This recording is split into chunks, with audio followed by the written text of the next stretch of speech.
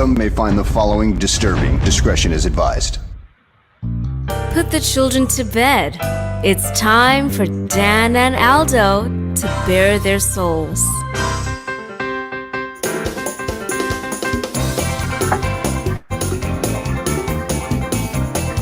I love the Chicago Bears more than I do masturbating, and that is a lot. Why am I getting this one? Then, with 3 seconds left, Bob Avellini throws a 30-something.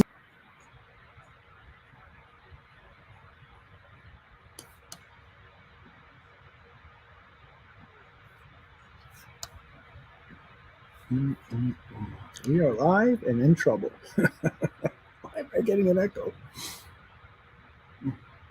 Yard touchdown pass to Greg Latta, and the Bears win, and I literally shit my pants. I swear to God, I literally did.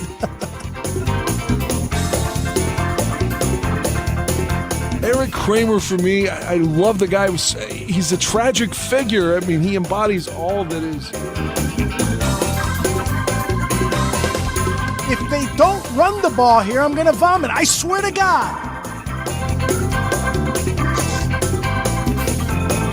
Look, I don't mean any disrespect. He just didn't play that well. Not for a guy of his caliber. You know, they won, but I'm going to be miserable all week because they stunk. I don't really have any recollection of that at all, but I guess perhaps I blacked it all out. So, Dan, tape is the ultimate tool for scouts and for coaches to evaluate players, to detect plays and so forth. And they spend hours looking at tape, right? Why do they so often get shit wrong?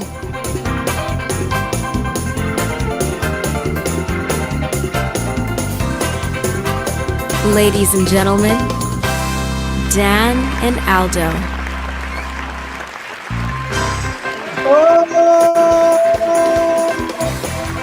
Fuck everything. Nothing is working. Our rights are being taken away. The president was the chief of the coup doers, as John Brennan said. Everything is all fucked up in America and on StreamYard, here at the bar room. What's going on there, Dan Aguire?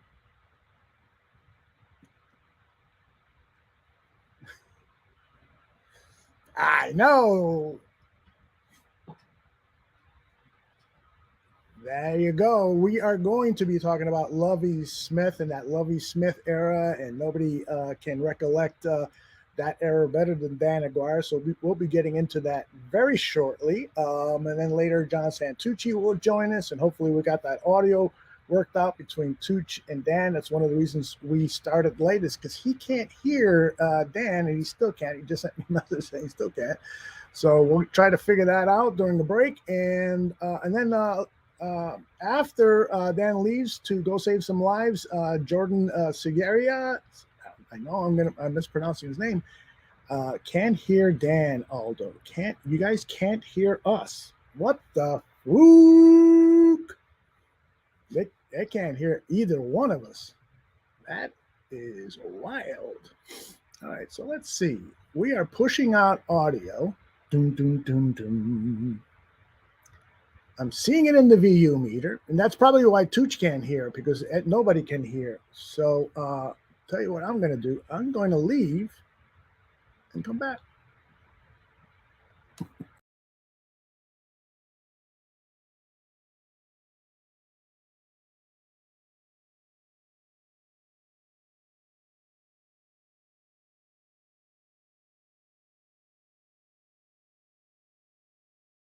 He can't hear Dan either. Dan, talk to me. I don't know why people can't hear me. It's starting to hurt my feelings. All right. I got the thumbs up. We are now have audio full go. So so they can hear me now. Yeah, they can hear you now. For sure. Okay, what I was saying, in case no one could hear me, we need to make this show count. We got about 2 hours and 10 minutes of me being here, not to make it all about me, but before I have to leave, and it's our final show before you go on vacation. So it'll be our last time we get to talk on air for 3 weeks or so. And we're supposed to hit the Lovie Smith years, 2004 through 2012. That's right. And I was saying there's nobody better to recollect those years than you. And so we'll be starting with that in just a moment. And then in about an hour or so, Tooch will join us. We'll continue our discussion on Lovie and talk about some movies and so forth. And then when Dan, you leave, I've invited Jordan to come in and talk about the Lovie years with Tampa Bay. He is a huge Lovie fan, so he can comment on some of the stuff we go over, but also take us through his memories of what Jordan thinks was unfair treatment by the GM and manager and owner of Lovie Smith over there. So a lot to cover on tonight's show. Apologize for the rough start, but we are here and ready to rock and roll. So let us start with Mr. Lovie Smith. The guy came to the Chicago Bears with kind of one incredible resume. He started as a high school football coach at Sandy High School, which is his hometown. Did you know that, Dan? I knew he was from Big Sandy, Texas. That's the way Lovie kind of talks. But yeah, I knew he was from Texas. I didn't know that he was a high school coach. My first recollection of Lovie is as the D coordinator of the St. Louis Rams. Okay. So, yeah, that's where I met him and, saw him at work. And they didn't have a great defense, but they had a great defense in terms of turnovers. And that was perfect for a team with the offensive weapons that the Rams had, get the ball back to Kurt Warner and let those guys score. And he quickly moved up and to be one of the prized coaching candidates out there. And lo and behold, here are the Chicago Bears coming off of Dick Duran, and they land Lovie Smith. What was your first reaction? My first reaction was yeah, because Lovie's first press conference was, again, legendarily, he comes out and says, and I'm just paraphrasing, our first goal will be to beat the Green Bay Packers. Again, politically, that would be like today, Trump coming out and saying our first goal is to beat the Democrats because the way they hate us libtards is the way I hate the Green Bay Packers. So his first goal was to beat the Green Bay Packers. The second goal was to win, I think, the division, and then let's win the Super Bowl. Is that the way it was? That's how I recall it. I was trying desperately to find the clip of that, but was unable to. But that's exactly how I recall it. And lo and behold, the second game of the season, after losing the opener against the Detroit Lions, they beat the Green Bay Packers. You have any recollection of that game? Oh, absolutely.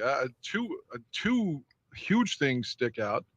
The first one in the Lions game, his first ever game. It's ironic, too, that Lovie's first game would be against the Lions, and so was his last game. Mm-hmm.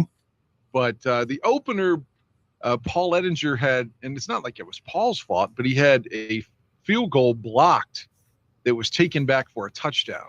Mm-hmm. That ended up being the deciding factor of the game based upon my recollection. That was the opening day of 04. Rex was starting, because he had started the last 3 games of 03. Had high hopes. Then you lose at home to the fucking Lions, and now we go to Green Bay. But they go to Green Bay. Thomas Jones running a ball down their throat. Mike Brown had a big touchdown, I recall, but of course still got hurt in the game, and that was Mike's first significant injury. And if you remember, that was the proverbial slippery slope where Mike just couldn't stay healthy after that, which is so unfortunate because he was a great player. Yeah, but really the Bears won, I think, 21-10. That is correct. And I talked to Thomas Jones about this on Twitter after the game, because, see, I was a big Anthony Thomas fan, the A-Train. Mm-hmm. So I knew who Thomas Jones was. I didn't think it was a bad signing, but I always had in the preseason I envisioned both guys playing together in the same backfield. I didn't realize at the time that A-Train was going to get no playing time. So I was a little disgruntled because I was like, we have an asset we're not using.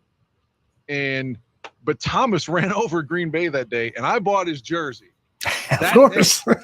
And this is true now. He had, because we had a kick returner named Jones for 2 weeks in 04. I can't think, Daryl Jones maybe. Mm-hmm. That sounds right. So Thomas's jersey said T Jones because there were multiple Jones players. So I bought the T Jones customized white replica jersey, And then on Monday, we cut the other Jones guy. And so by the time I received the jersey, it was already obsolete because guess what? In week 3, Jones's jersey just said Jones. Now, I told Thomas Jones this on Twitter, and he said, I still have the T. Jones jersey. He says, I have that one hanging up in my house. And ironically, it was also the white one. He has it framed, his T. Jones jersey. That's unbelievable. Well, that's the one I have. But it was only good for 2 weeks. Like I said, the other guy, the bum, got cut. I shouldn't climb up on. But I never saw him before or since. I think his name was Daryl Jones. But anyway, he was the kick returner. The first 2 games, he got cut, and then it was just Jones on his jersey forever. Yeah, I've got their roster opened up. This is the 2004 roster. So I don't see a Daryl. Oh, there he is. Good old number 82, Daryl Jones, 25 years old. 2 games. 2 games indeed. Targeted 2 games. As soon as I bought the Thomas Jones jersey, that was that. That guy was out the door. It's funny. He was targeted for 2 passes, and everything else on his stat line is 0, 0, 0, 0, 0. And that was pretty much a good way to kind of characterize the Chicago Bears offense under Lovie Smith's rookie year. They had probably the worst offense in football. I mean, well, that wasn't the case, though. Not to interrupt you. Please. That was not going to be the case, is what I'm saying. The problem was, the biggest thing was, it's similar to when the Bears just a couple of years ago signed, what's the fucking short guy's name that had the stupid hat on all the time? It was Trubisky's backup. Chase Daniel. Chase Daniel, yeah. So we signed Chase Daniel very similarly to Jonathan Quinn because they both knew the offense. Now, that's not a fair comparison in the sense that Chase Daniel was way more qualified to play than Jonathan Quinn. But Jonathan Quinn was supposed to be this like guru of the offense that was going to be able to help Rex along the way. Because, Rex is learning a new offense in his second year, kind of like, our current situation. Or the way it was all the time with Jay Cutler. We're learning a new offense. Come on, Justin, get ready. We need a new offense. But the point is, the next week, the Bears go into the Metrodome, and Grossman blows his knee out on a touchdown, no less. So you got our young, promising quarterback, and say what you want about Rex. He was 21-14 as a starter and led us to a Super Bowl. So fuck anybody that's going to say, well, Rex wasn't this or Rex was that. Rex had promise, especially at this time. Yeah, I agree. And he blows his knee out, and that is when the offense just went down the toilet. Like, we would have been much better had Rex not gotten injured. But then you're talking about the Jonathan Quinn show. That's right. And Quinn was so bad that they signed – look, I like Jeff George, but they signed Jeff George, who never got on the field. They signed Chad Hutchinson. At one point, they had Jeff Blake. Jeez. I mean, they had to sign like these myriad of guys just off the street because Jonathan Quinn was so bad. And they gave Quinn an extended look during this run. So that's why the offense struggled so mightily. And I guess if I had to connect dots, Terry Shea was probably an advocate of Jonathan Quinn, and thus he got the axe at the end of the season. Everyone believes that Quinn was on the team because of Lovie's offensive coordinator, Terry Shea, brought him with from wherever he came from, KC. Kansas City. It's what I was going to say. Another Kansas City offense that we tried to implement because the Chiefs had been bad for a couple of seasons. From like 97, they lost to Elway in the second round. And then like 98, 99, 2001, 02, they pretty much struggled. And then they got Trent Green and went 13-3 in 2003 with Dick Vermeil. And so we wanted to take that offense, the 03 Chiefs offense, the way we wanted to take Nagy and their Chiefs offense. And we tried it. And that's why we hired Terry Shea, made him the OC, brought over Quinn. And that season was so bad because Quinn was so awful.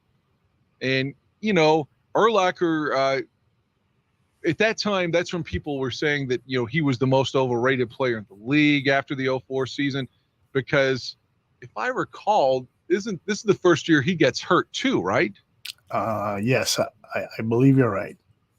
this is the first time Brian gets hurt. And Right. then by 05 is when he becomes Defensive Player of the Year. And, it makes this pretty dramatic comeback, in terms of when he's voted like most overrated player and stuff, which, to be honest, was bullshit, because he was he wasn't probably as great as people made him out to be, but he certainly wasn't overrated and shitty. Come on, man. I'm not his biggest fan, but he was never like a bad football player ever. We could never take that away from him. Jordan says that you are spitting some truth, and he's loving every second of your recollections of that era so far. So that rookie season for him did yield offensively a total of 19 touchdowns, 9 of them passing, 10 of them rushing, worst in the league for total touchdowns, and individually running and passing. And so that, though, to me, though, Dan, I heard every word you said. But it was kind of emblematic of the fact that Lovie's teams were just never going to be, or never were, offensive powerhouses. As we go on through his career here in Chicago. What about 06? 06 was a good year. Early season, Rex is slinging the pill, man. Offensive Player of the Year, or the month in September of 06. And then what happened? He's throwing the ball. Bernard Berrien got his life set.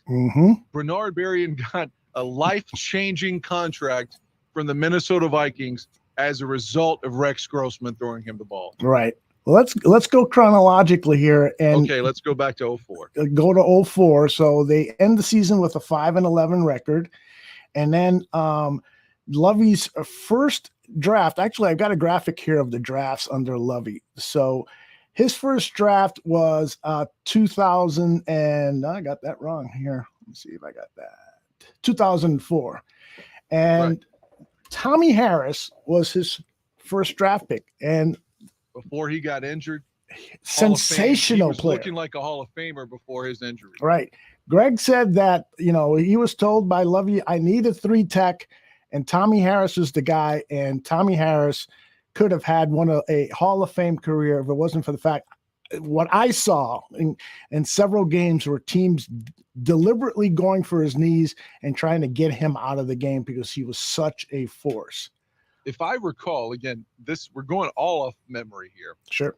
It was the game in 06. I know we're trying to stick with 04, but 06, the game the Bears wrapped up the North, it's like week 13, 14-ish. It was cold in Chicago against Minnesota, and Tommy tore his hamstring. And of course, he misses the Super Bowl that year, just like Mike Brown. Two players, if they were playing and were themselves, I don't think Indianapolis beats us. But be that as it may, Tommy was never able to recover from that injury. Yeah, I think it was a torn hamstring. He had agreed to come on to the show, and we were going to talk to him about this, but he bailed out on us. This happened a couple of times, and we're hoping that one day he will come on so we could talk about his great career with the Bears, and he can add more complexion to these stories that we've had. We've tackled these subjects in the past, and every time we relook it, we learn more about what happened during that era of the Chicago Bears history. And by the way, that after Tank Johnson in the second round, Bernard Berrien was the 3rd round draft pick. Bernard Berrien. And Nathan Vasher, the 4th round pick. Another good pick, at least for his first contract. Right. Craig Krenzel was selected in the 5th round. Craig Krenzel won us 3 games. That is true. We'll talk about that in the 04 season. He won us 3 games. So let's not shit on Craig Krenzel entirely. Well, let's move to that point of the season right now. Okay. Well, I remember this perfectly because the one game was on my birthday, which is Halloween, against San Francisco. I'm fairly certain Krenzel started that game. The next week, and this is a fun one, they go to the Meadowlands to play the Giants, and Kurt Warner was with the Giants that year. That's the first year after the Rams because they turned it over to Mark Bulger. And to show you how great a guy Kurt Warner was, in their playoff loss to Carolina, they were struggling at one point in the game. It went to two OTs, but Mike Lawrence wanted to turn it over to Warner in the playoff game. And Warner, who had already won Super Bowl MVP, league MVP, wanted to play, but he told Mike, if you put me in, there's no going back to this other kid. Mm-hmm. If he's your guy, you have to stay with him. I'll go in. I want to go in. But if you want to play Alger moving forward, he's your guy. Mike, you have to stick with him. Who would have said that in any other scenario? Kurt Warner, great man, but he signed 04 with the Giants. And the reason I referenced this is off the top of my head, this is the last start that Kurt Warner would have as a Giant. Their next game, they went to Eli. And Eli was their number 1 draft pick that year.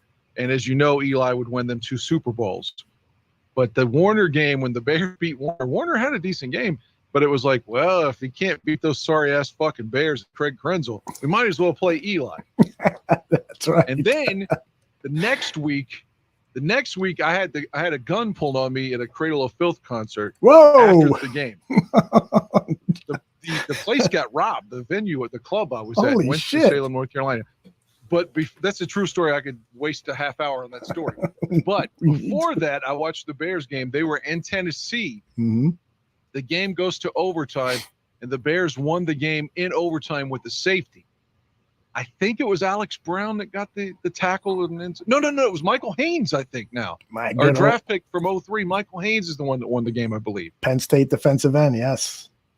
And so we won the 3 games in a row. It was San Francisco, New York, and Tennessee. Those 2 games were on the road, and that was with Krenzel. And if you recall, so the Bears mojo, the defense was already starting to play good anyway, or play well. So after the Giants and Tennessee wins and that San Francisco win, Indianapolis was coming in. And Lance, I was a huge fan of Lance Briggs on the field. I like him on TV now, but, Lance did a couple of things that we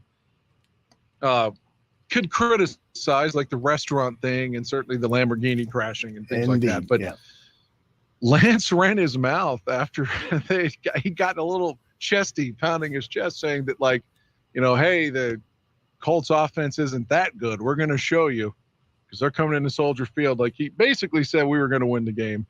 And then Peyton came in and they beat us like 41-9 or something. 41-10 was the final score of that game. And Peyton's numbers were 17 of 28, only 211 yards, but 4 touchdowns, 1 interception, was not sacked. And by the way, Craig Krenzel in that 3-game streak, or actually four, he played 4 games, I believe. He was sacked 5 times, 4 times.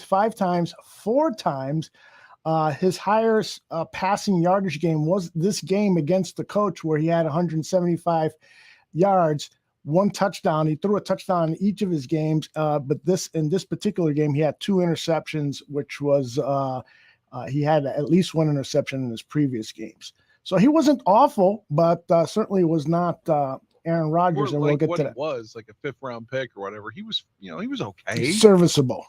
Yeah. He could be your good 3rd stringer, right? But he didn't make it past the 04 season. But after that Colts game, so they say, well, fuck it, we're going back to Jonathan Quinn, which is never a good decision. Mm-hmm. So they go to Thanksgiving in Dallas, and they had some cool retro uniforms on that day. Dallas is playing the guy that used to beat Brady out in college, Drew Henson. Oh, yeah. And the Bears are, it's like 7-7 or 7-3. The Bears are in the game, though. Mm-hmm. And then Drew Henson is so bad that Dallas says, fuck this. We're going to bring in 44-year-old Vinny Testaverde. And Vinny comes in and is like, I've had some bad blood against the Bears since my Tampa days.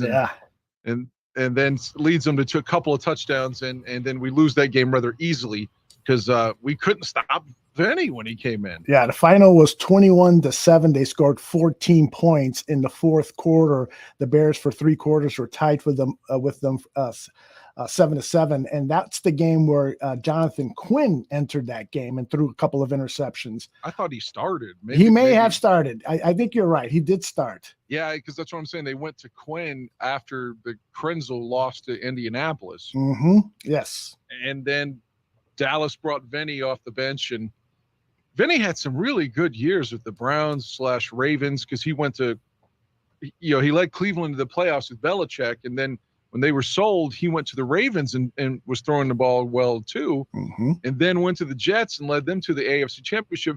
Vinny was a lot better. I mean, he threw for like 50,000 yards in his career, at least 40. Yeah. Vinny was a lot better, but he was on some really horrendous Tampa Bay teams in the 80s. I mean, you saw how bad Steve Young was in Tampa, and he made the Hall of Fame. So Vinny was a lot better than people give him credit for, is what I'm trying to say. But yeah, he was really old. Yeah. They brought him off the bench in Dallas, and we certainly couldn't stop him at that point. And then Jonathan Quinn is so bad that they're like, fuck it, we're going to sign former Cowboy Chad Hutchinson, former baseball player, off the street. That's right. We're bringing this guy off the street. He's at the Sandlot somewhere. He's coming in, and he's going to start against Minnesota, and that's going to be our only win the rest of the season. Exactly. Chad Hutchinson comes in off the street, goes 18 for 30, 213 yards, 3 touchdowns, no interceptions. He was sacked 5 times. I mean, the Bears that season were probably the most sacked team in the NFL, but boy, oh boy, what a victory that was over Dante Culpepper, Randy Moss, and the Vikings. That was a great, great game for Lovie Smith. And then it immediately turns to shit. We have 2 horrendous games. I am looking at Football Reference now in full disclosure to try to remember that can help me jog my memory on consistency. Yeah, they have 2. I mean, that game against the Texans, there was a run before Mitch beat Houston a couple of years ago. And it's ironic that Lovie's there now. The Texans, we were like 0-5 against the Texans, or 0-4, and never beaten the Texans because they didn't come in until 2002, and you only play them every 4 years, whatever. So, but they lost at Soldier Field in a game that was extremely cold, like single digits, to the Texans. As I'm looking at the score now, 24-5. 24-5, a safety in the third quarter. It sounds like a fucking like a bad baseball game. Yeah, the White Sox in Cleveland, right? Right. I mean, in that Jaguars game, they lost 22-3. Yeah. Oh my goodness. Oh, and then before we even highlight that, the game that really pisses me off, because like I've mentioned this on air before. So they go to Ford Field the next week in week 16, and Hutchinson's starting again now. I don't remember if he played in the Texans game, and I assume he did, the Texans, but I know he played in Detroit. And we're down, as I look at the score, 19 to, we're down by 6. At the end of the game, he throws a touchdown about 50 yards to Bernard Berrien that would have been the game winner.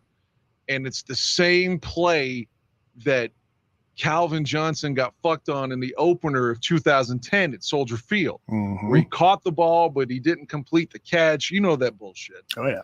And no one remembers that actually happened to the Bears in week 16 of 2004 with Bernard Berrien, the same ruling, the same play. So when everyone was like, the Bears cheated Detroit in 2010, I was like, fuck that. They got it took 6 years, but they got exactly what happened to us at Ford Field. No one remembers the first part of that.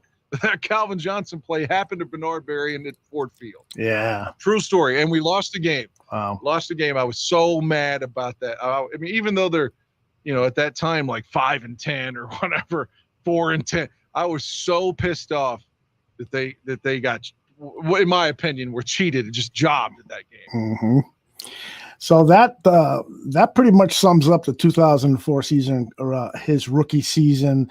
He being Lovie Smith. The team had a league-wide average of a season average of scoring 14 points a game, 238 yards per game. This according to Bleacher Report. By comparison, the Colts were averaging more than double the amount of points, 32 points a game, 404 yards. So the offense had some work to do. And they were, of course, getting Rex Grossman back in that draft, the 205 Just draft. for a little bit now. Don't forget Rex is going to get hurt in the preseason next year.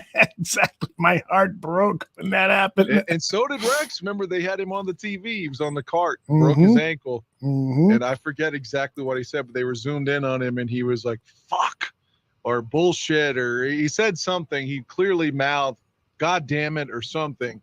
It was an expletive when they zoomed in on him when he was on the cart at St. Louis in that dome. Yep, I'll never forget that moment. I just thought, man, this poor kid is snake bitten. Snake bitten, the perfect word. Yeah. And that was the offseason where the Bears drafted Cedric Benson. And if you are a follower of the Gabriel Talks Football show, one of the people in the chat room asked, why was Cedric Benson, Greg Gabriel, of course, was the Bears director of scouting at the time. He was asked, why did the Bears select Cedric Benson over Aaron Rodgers? And this was Greg's response. Lovie wasn't sold on Thomas Jones. With the players, different story. Yeah. The players love Thomas Jones. Yeah. And, then they had Lovie was from Texas and Ced was from Texas. And that was his guy. And interesting. We did a lot of work. I'll tell you now, you look at tape of Ced Benson in Texas, and that was one SOB now. Oh, yeah, very impressive. Ced was a real bell cow at Texas. But, again, that was the guy Lovie wanted. The veterans never accepted him.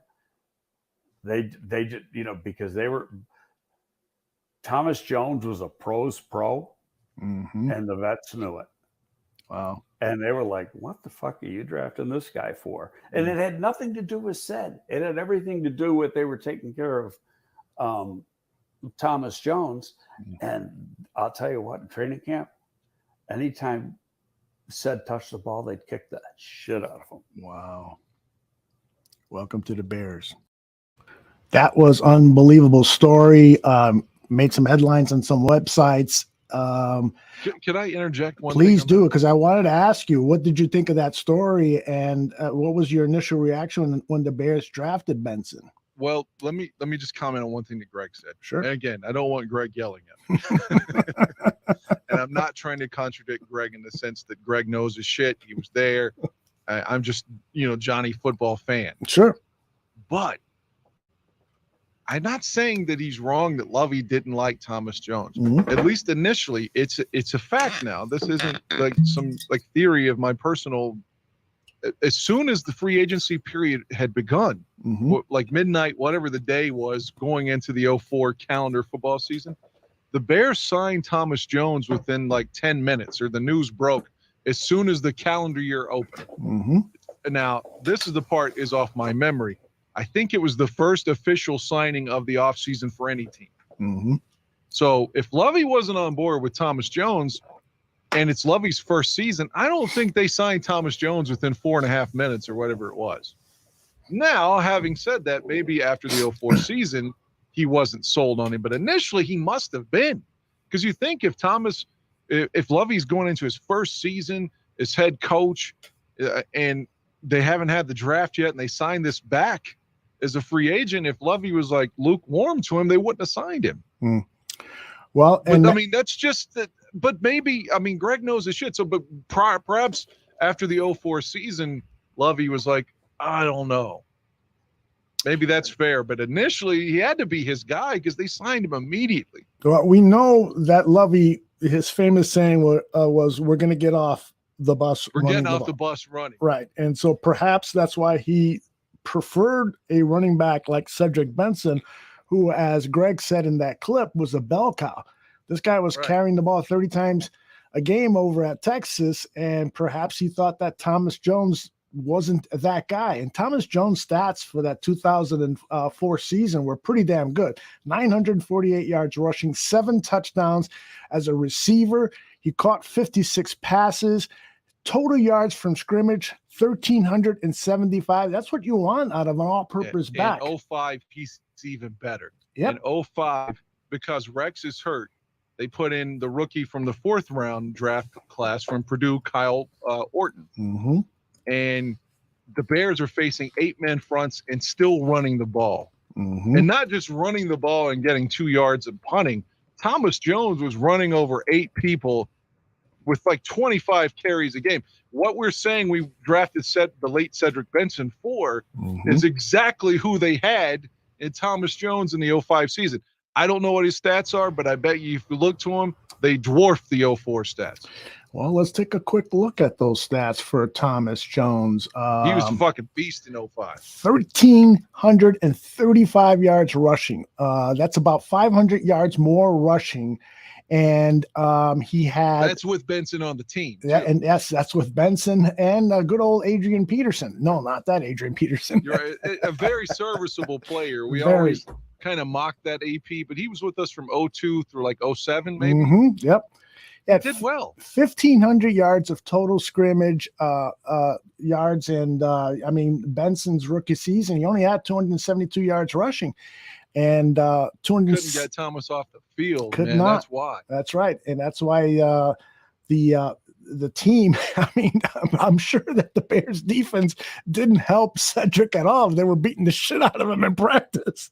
You know what's the biggest irony of ironies, of course, is that Cedric Benson, much like Curtis Enos, much like Rashawn Salam, every back that we draft, although again Salam had a good rookie year, he's dead. Enos blows his knee out in his rookie year, and that's a wasted pick in hindsight. This is a wasted pick in hindsight. But in the biggest irony of irony, Benson's best game as a pro would be against the Bears. As a member of the 09 Cincinnati Bengals. Beat the shit. Over 200 yards rushing, I think, if I remember right. Yeah, he ran over the Bears in the cold in Cincinnati. He was the guy we thought we were drafting. The way we wanted him to be as a member of the Bears. He had that revenge game on us like every old Bear does, except Mike Glennon thinks. Exactly. But, every other old Bear has a fucking game against the Bears where you're like, oh, man, we're going to have to eat shit today.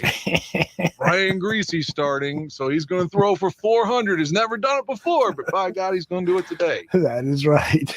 Oh, my God. But, yeah, Benson ran over us in 09. Like, it was just he probably had like 260 yards rushing that day. Yep. Well, so it's the 2005 season. It's Lovie's second season, an 11-5 record, and they make it to the playoffs. Start out that way. Go ahead. I'm sorry, I'm interrupting. No, that's okay. Go ahead. First game September 11th, which 9/11 in terms of the event is still really embedded in everyone's consciousness. We're talking 4 years later. So the opening day is in Washington. And Kyle Orton had barely played in the preseason and did okay when he was in there, but suddenly as the starter because they cut Hutchinson because he was so bad in the preseason and just said, okay, we're going to play Kyle. And I think we lose like 9-7. It was a 9-7 game, indeed. And ugly game. Lance did a clothesline move that would make Dick Butkus happy on Patrick Ramsey of Washington, and Ramsey never played again in Washington, I think. Wow. I'm fairly certain because he hit him, like I said, it looked like something from NFL films in 1966. And he hit him and knocked him out, and they brought in Mark Brunell, and Brunell would lead them to the playoffs. And Ramsey never played again as a member of the Redskins, but he was taken out. He was their young, what they thought was their young star in the making. By Lance Briggs. But what I was going to say, though, is that the Bears start that year out 1-3. They had a lead in Cleveland, maybe like 10-0 or something in the fourth quarter, and they lose it to bald fuck Trent Dilfer, who did win a Super Bowl. I don't want to take anything away. But Trent Dilfer leads the Browns to a victory over us in the fourth quarter. Mike Brown is so upset in the postgame, and he was like, I just can't believe we lost this game, man. We fucking suck. He's like, we suck. We are so overrated. Everyone talks about our defense being this and that. We suck. And the Bears were 1-3, and they win 8 games in a row after Mike Brown gave us his heart in that presser. Yeah, amazing game. That was one of those games that if you were alive for, you just won't ever forget that game. Man, oh, man. Throughout this season, after that loss to the Browns on October 9th,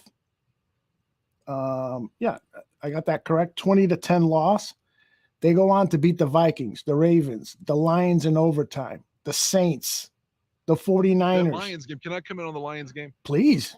I've talked about this on there too, but you have to remember the 0-1 Bears are so 13-3, and you just hope that they're going to be as good as the record. They have those miracle comebacks with Mike Brown against San Francisco and Cleveland. Then they lose to McNabb at home in the playoffs, and the whole offseason you're like, man, it wasn't a fluke. The defense is, they got Traylor and they got Washington, and they're going to be good, and then everything falls apart in 0-2, and they're 4-12. Then they're 7-9 in 0-3, and the reason I reference 0-1, the Bears have been under 500 since the start of the 0-2 season. They started that year 2-0.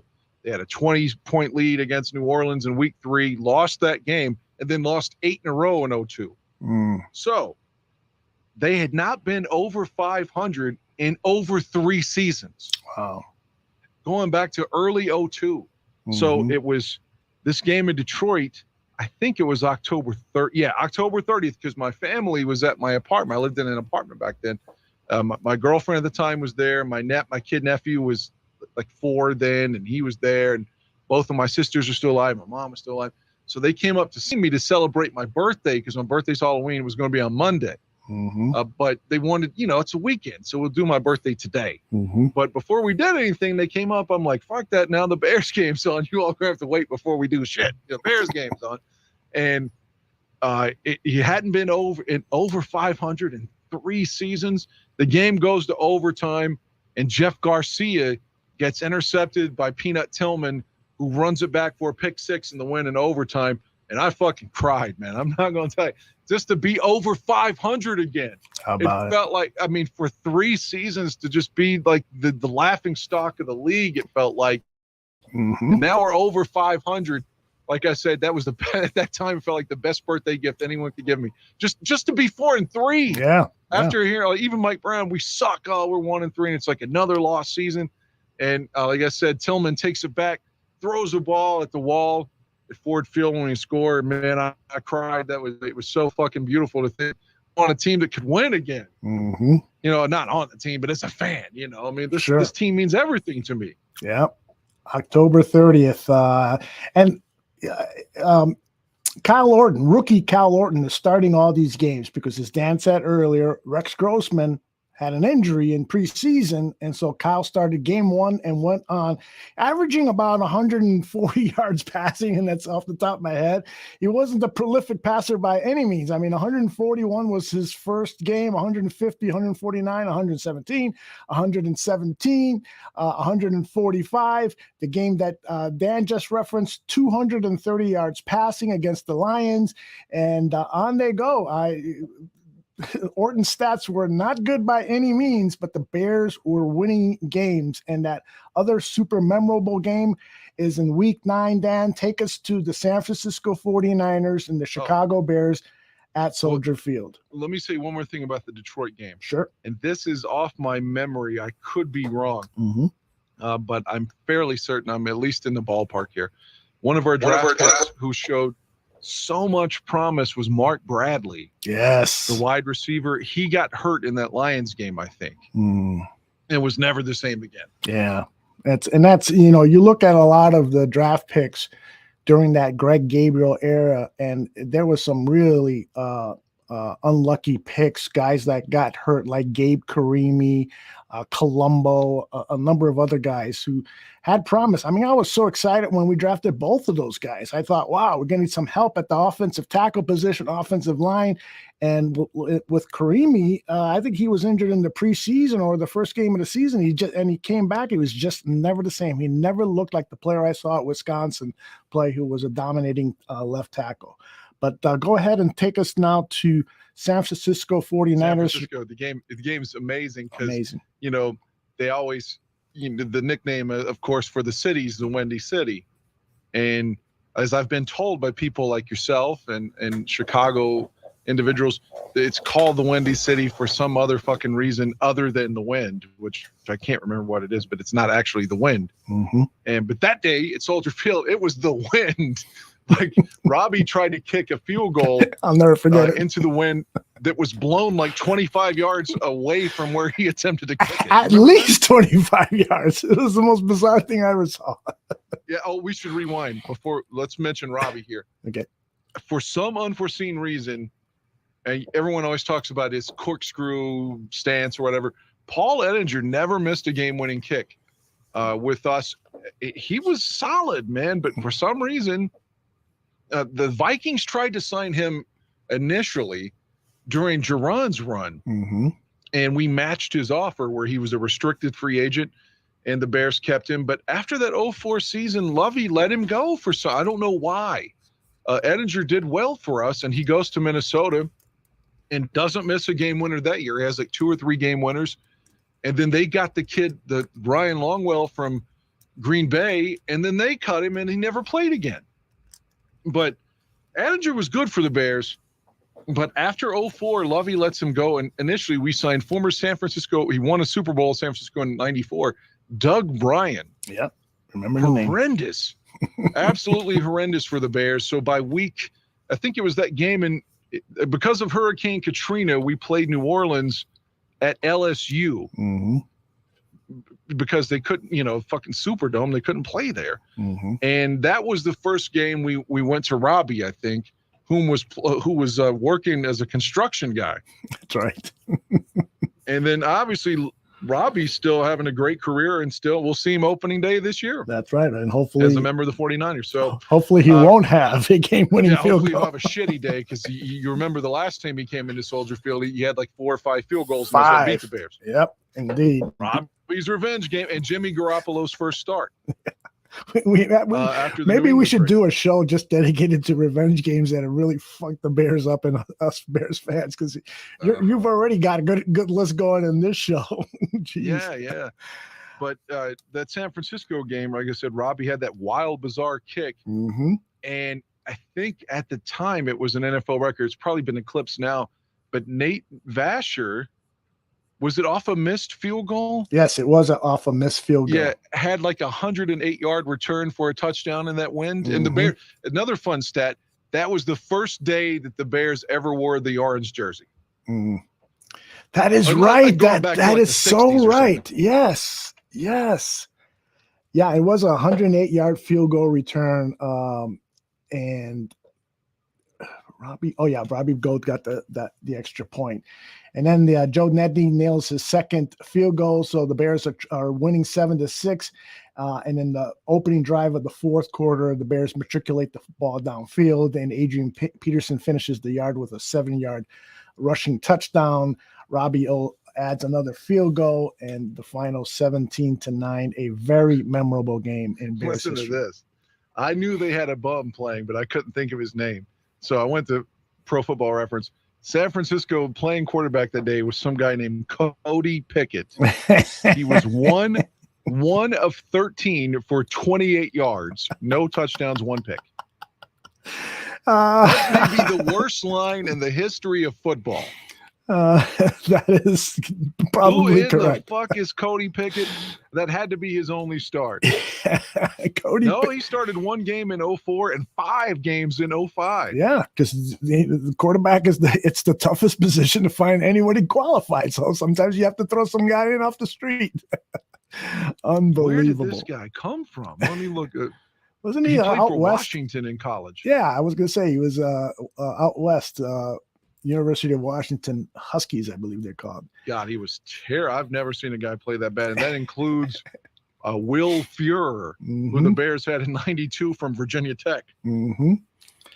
Or Steve Stenstrom. So the Bears make the playoffs for the first time in Lovie's coaching career with the Bears, his second season. Not bad. Do you recall what happened in that first playoff game? Oh, of course. So we're going straight to the playoffs? Yeah, because we're already an hour. No. There's one game you can't. There's 2 games we can't bypass, but one we absolutely can't.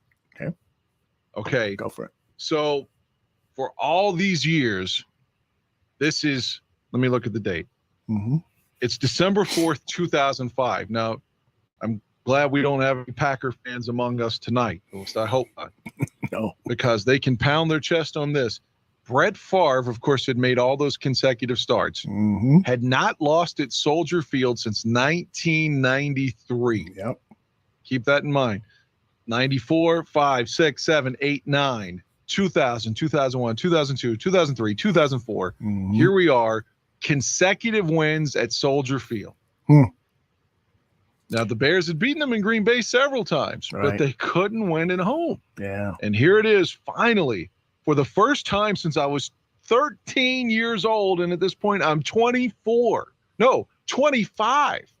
I was 13 the last time the Bears had won at home against Green Bay, and now I'm 25. So, fuck. They beat the Packers that day.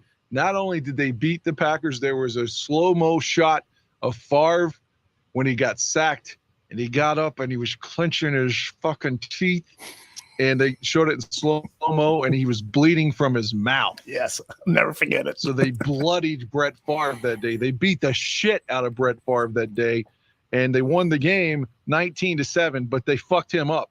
And that is something we can't skip over. God damn it. I'm glad you didn't. And wasn't that Rex Grossman's first game back? Nope, that's the other game I was going to. Okay. The week before. Okay. You're right. You're right in a certain sense. No. Wait a minute. Kyle's still playing that day, and then we get our asses kicked in Pittsburgh when Jerome Bettis runs over Urlacher in the snow. But the game Rex comes back is a Sunday night game against the Falcons. It's cold. I mean, it's brutally cold. And on the sidelines, our friend Olin, I call him my friend because I don't want him to kick my ass. Kyle Orton is terrible in the first half. He's like 2 of 12 for 16 yards or something. And by that time, Rex got hurt in like the second or third preseason game. And by the Falcon game, it is December 18th. So he got hurt in August. His broken ankle is healed now.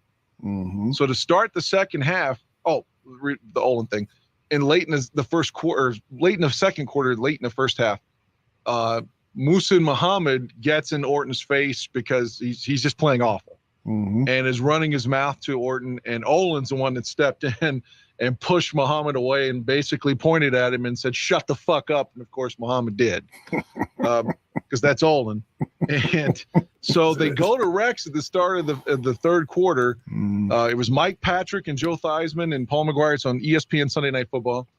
And Rex comes in. The first pass, he throws a bullet like 20 yards or so to Muhsin Muhammad for a first down, which eclipsed anything Kyle had done in like the last month. Yes, indeed. So he got a standing ovation when he came into the game, and then they gave Rex another standing ovation as soon as he completed the pass to Muhammad.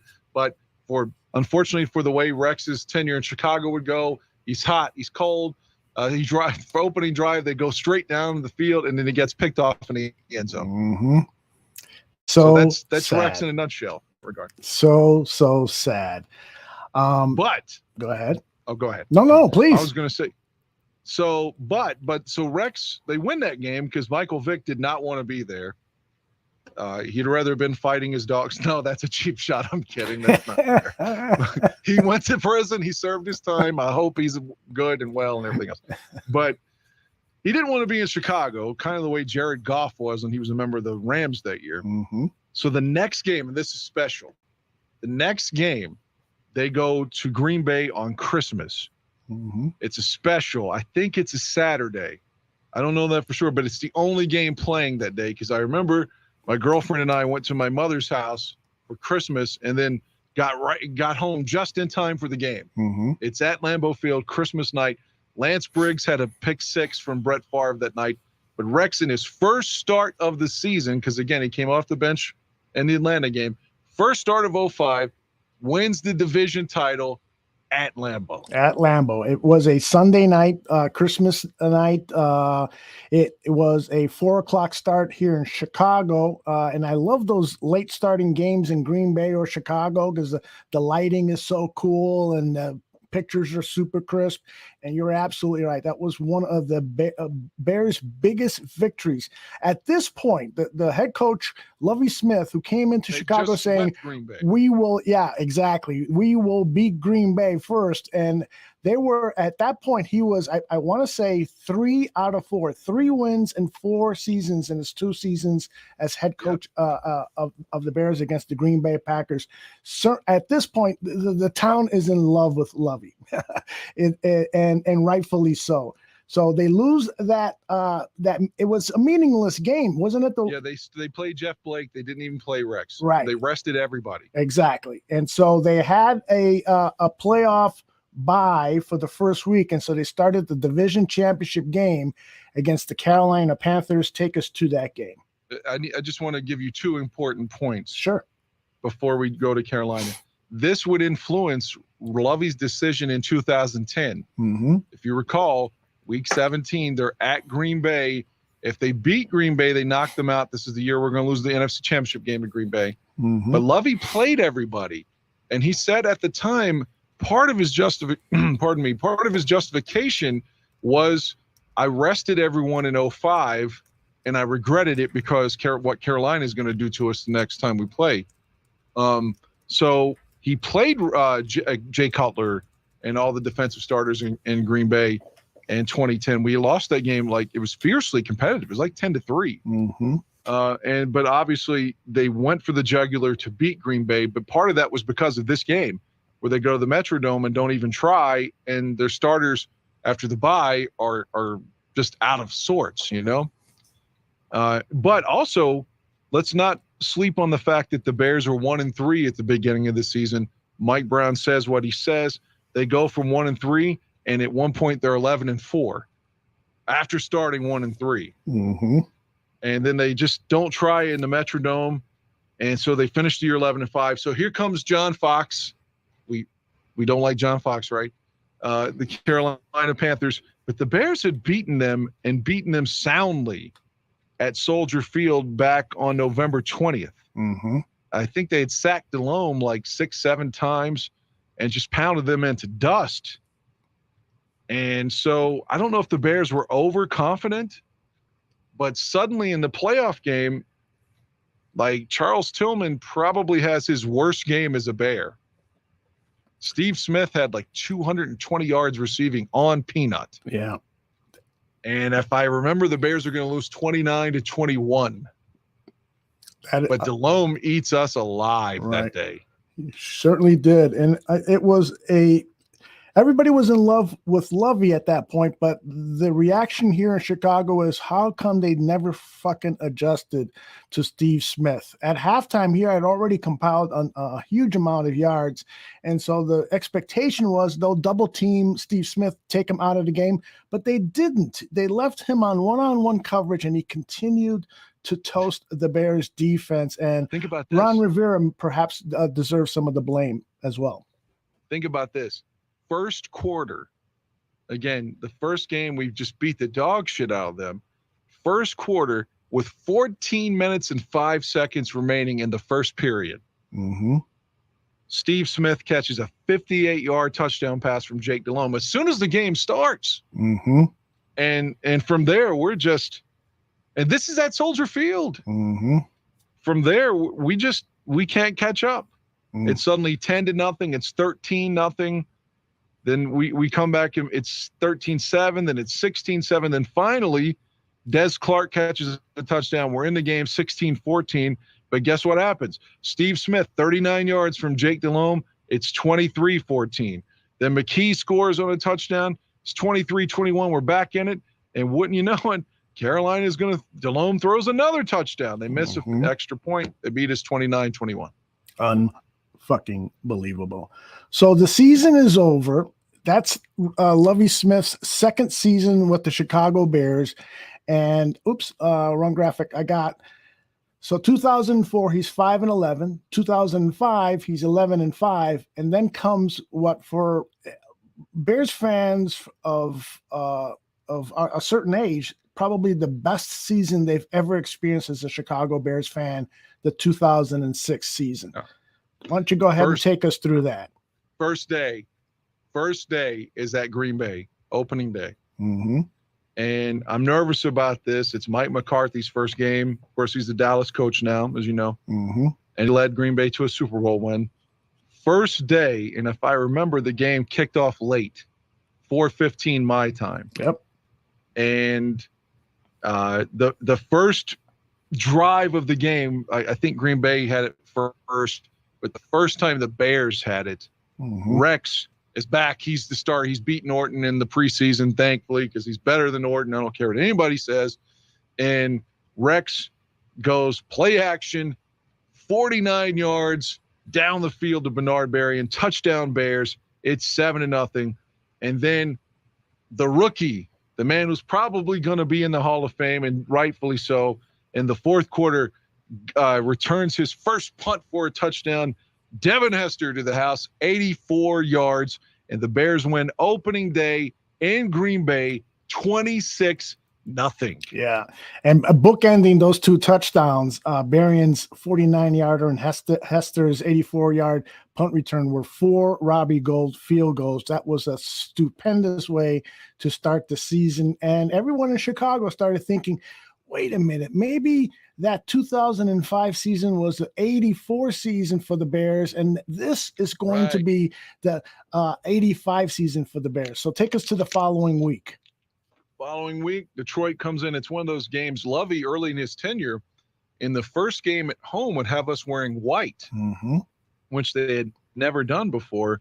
For I think it was in like 05-06 that they did that. And so Detroit's in Chicago, and we're wearing white that day, and we just wiped them out 34-7. Next week at Minnesota, the game that I remember vividly, Minnesota's 2-0 at the time, and so are we, and it's at the Metrodome. And the Bears are struggling all day. But Tommy Harris makes a play, like takes on a double team, hits a motherfucker, probably Chester Taylor, future Bear at that point in 2010, and strips him and gives us the ball back late in the game when it looked like it was over. And then Rex threw a touchdown, I think, to Rasheed Davis. That's indeed who it was. To win the game. And the irony is, again, Rasheed had been a backup corner the year before. They make him a wide receiver here. And they win the game. And then the Vikings, the paper, the ensuing stories from the game were saying that Rex was foul-mouthed. Like after that touchdown, he just kept saying the F word. Whatever the fuck. Like, we're grown men here. They said Rex kept talking shit to him and was cussing them. And they were complaining about it. Oh, stupid. I just can't believe it's like, man, you deserve to lose. If your thing is, the guy's saying the F word around me. What the fuck, man? But yeah, so the Bears go and beat Minnesota. They're 3-0. And then it's a Sunday night game against Seattle. And it's like, man, Seattle's pretty good this year. Like, they've got Sean Alexander, and then the Bears win 37-6. Easy, an easy peasy win. I mean, they dominated that game on national television. Yeah, how many times does that happen? Yeah, and then old friend Dick Duran comes in as a member of the Buffalo Bills, and the Bears win 40-7. Man, we're cooking here, right? And then comes the infamous Monday night game. Matt Leinart starting this first game with Arizona, and it's like, oh man, it doesn't matter if it's the 85 Bears. If the other team's quarterback has never played before, we make him look like a future Hall of Famer. Same thing starts happening here. Arizona is off, to a big lead, probably 20-0, I think. And this game, right, as every Bears fan knows, is so fun. I'm watching the same girlfriend I had in 05 is still my girlfriend at the time, Lakeisha. And she had gotten home, or not home, we didn't live together. She'd arrived at my apartment somewhere around the second quarter and was like, damn, should I leave? Because I'm going to be in a bad mood, right? I was like, oh, this game's not over. I don't give up, man. I don't give up. Fuck it. I don't give up. And it was almost like, maybe in the back of my head, I thought, okay, maybe this is over because it's looking so bad because Rex is throwing picks left and right. But I just kept saying to her, I don't give up. I don't give up. You'll wait and see. They're not out of this game. And it was almost to make a point with her. I don't know if I believed everything I was saying is what I'm trying to say. And I'm like, I'm not giving up. I'm not giving up.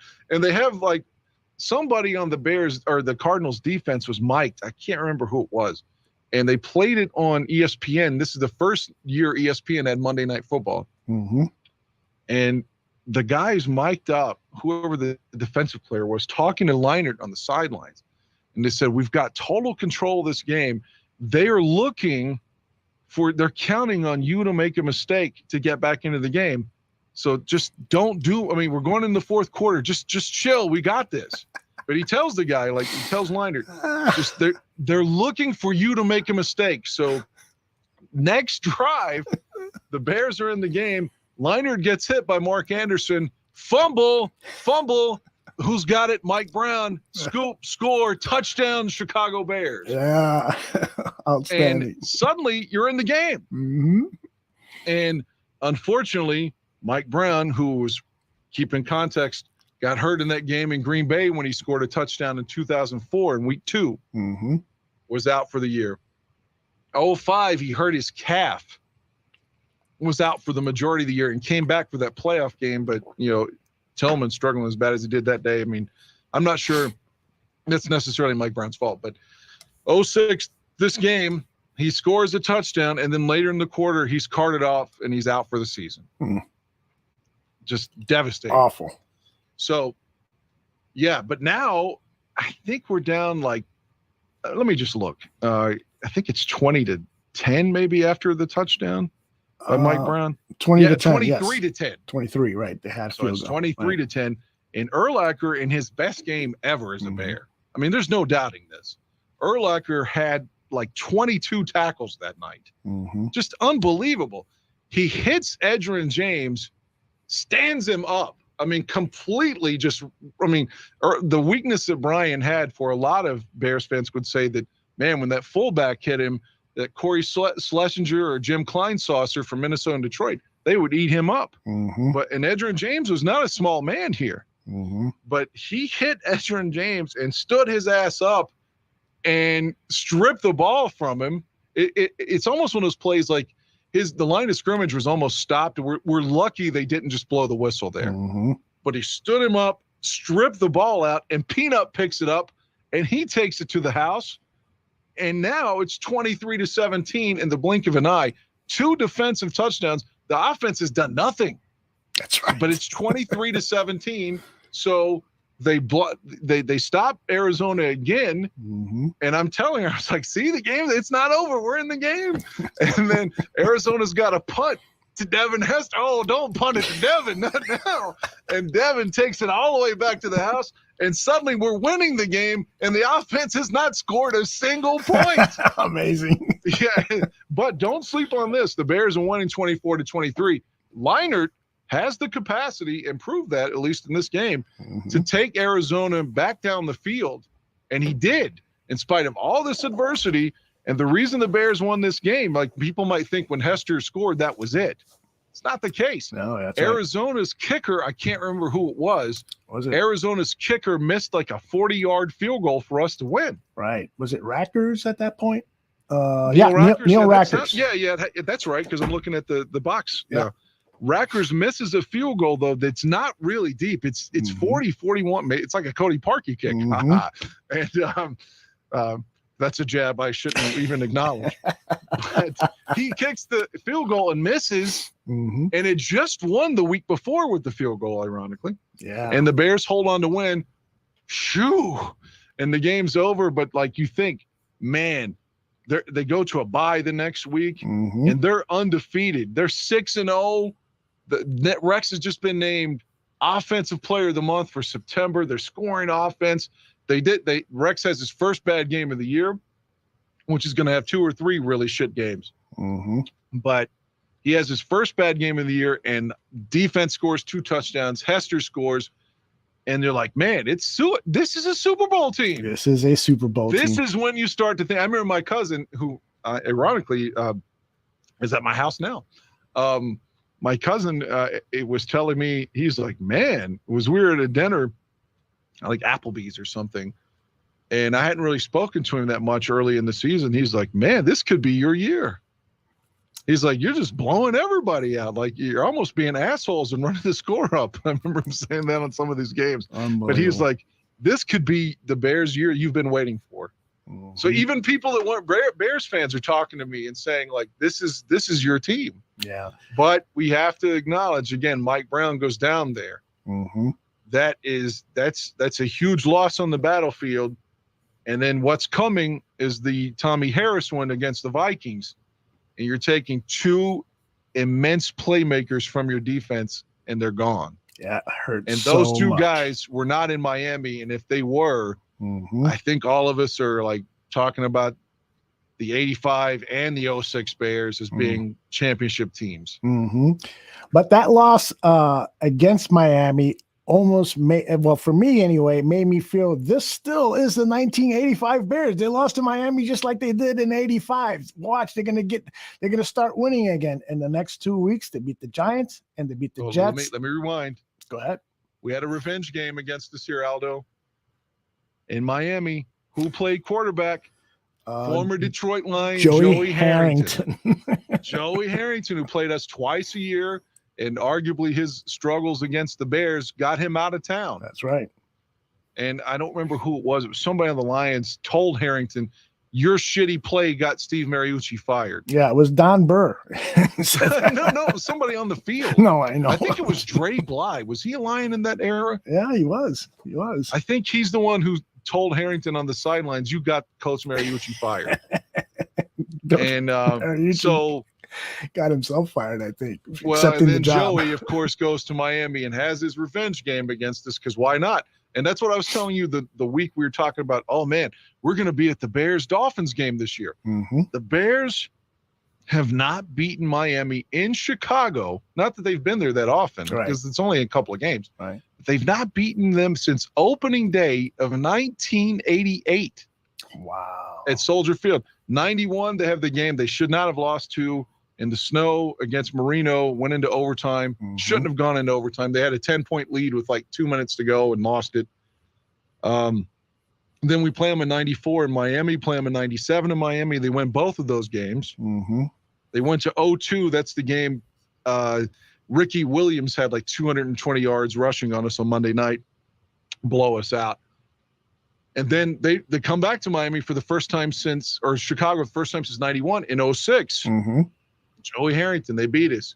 And then the last time they were in Chicago was 2014, was the last game I watched in my apartment before I moved to my house. And they beat us in 14 in Chicago too. So there've only been 3 games in Chicago since that 88 one. Because it sounds bad if you're like, man, we haven't beaten Miami at home since 88. You're like, damn, that's a long time. But they've only played 3 times there since. But they've lost all of them. We're putting an end to that this year at our game. God damn it. Justin Fields, we're going to beat the Dolphins. I feel it. But yeah, so we beat San Francisco 41-10. Yeah. They lose to Miami, and now they're 7-1. So go ahead and pick it up. Well, so I was just going to say they walloped the shit out of the Giants 38-20 on a Sunday night game. On a Sunday night game, November 12th. Thomas Jones had a big run to turn the game around. Our guy Thomas Jones, he ended up with 113 yards rushing that day. That touchdown, only caught 3 passes for 10 yards. But again, he was the guy. Cedric Benson touched the ball 7 times and had a total of 6 total yards. Not sure why Lovie didn't like Thomas Jones, because he was the guy. He was definitely the guy. All right, so take us now to the game after that. Like this season, we had to play the Giants and Jets both in New Jersey, which is going to happen this season. But it was back-to-back weeks in 06.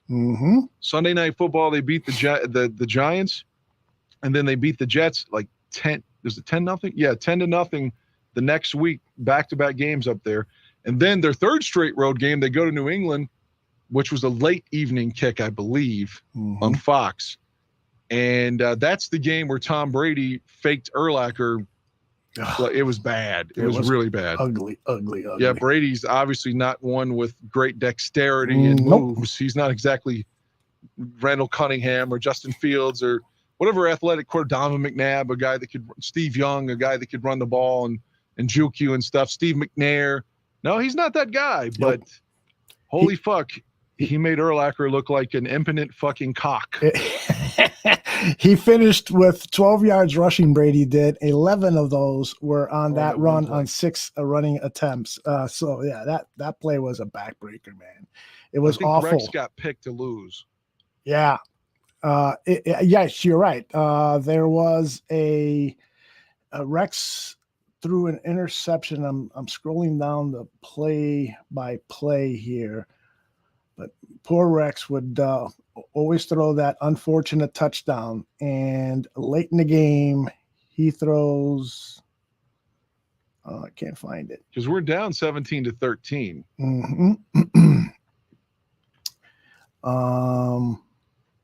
Yeah, I'm not seeing it here for some reason. No, I got the wrong game. That's why. But anyways, let's move forward. So they're 9-2. They go home and they clinch the NFC North against Minnesota. Again, this is the game that Tommy's going to get hurt, and it's late in the game, perhaps the fourth quarter. I think it's a torn hamstring. And Rex is really bad in it. It's the second game that he was awful, combined with that Arizona game. And now we're hearing whispers of, should Lovie bench and go to Brian Greasy? Should they bench Rex because he had like a 0.00 rating against Minnesota? And that's when Lovie started to say, if you have it queued up, I assume you might have that one. I don't. I should have. Rex is our quarterback. Those are the words exactly? Yeah, I think so. Rex is our starting quarterback. There you go. Like I should have that on a loop for us. Yeah. So, do you think that was a good call for him to stick with Rex? Not in the Super Bowl, but we're not there yet. At this time, sure, because the next week is Monday Night Football against the St. Louis Rams, and all this pressure is on Rex. It's a real high-scoring affair. I'm looking at it now, 42-27 Bears. But Rex has all this pressure on him, like, man, you're going to get benched. And Rex he comes out 13 of 23 for 200 yards and 2 touchdowns. And he ran for 20 yards as well. Had a big run for a first down in that game that was critical at the time. So Rex came out and had a game. And when all the pressure of the world is on him at that point, because they're like, you're on a Super Bowl team, don't fuck it up, bro. Right. And now after the 42-27, let's rewind. Hester had a 94-yard kickoff return for a touchdown in that game, and a 96-yard kickoff return for a touchdown in that game. So Devin is being Devin and like just an incredible rookie. And the Bears win 42-27, and they're 11-2. And it's looking good, man. It's looking damn good. They're gonna beat Tampa the next week. Robbie misses a field goal that makes this game go into overtime. But somehow we survive with the kick in overtime at 34-31, and we're 12-2. And Rex had a really good game in that game. 29 out of 44 for 339 yards, 2 touchdowns, no picks. That game being the overtime win over the Bucs. Go ahead. Well, don't worry. He's about to have a stinker because we're going to beat Detroit. Let's just skip that one. Who cares? The Bears win 26-21, and they're 13-2. And then the final game, New Year's Eve, 2006, going into 2007, the Bears enter the game 13-2, and this is where the stuff, our whole livelihood is about to switch because, like you've said, we've beaten Green Bay now. Lovie's 4-1 against Green Bay at this point as head coach. And then on Sunday Night Football, Brett Favre comes in and has a game. Of course, he's like, I might not play ball anymore because I might retire. And, like he did that every year, especially if they had a game. And so the focus would be like, oh, my God, is this Brett's last game? Oh, my God.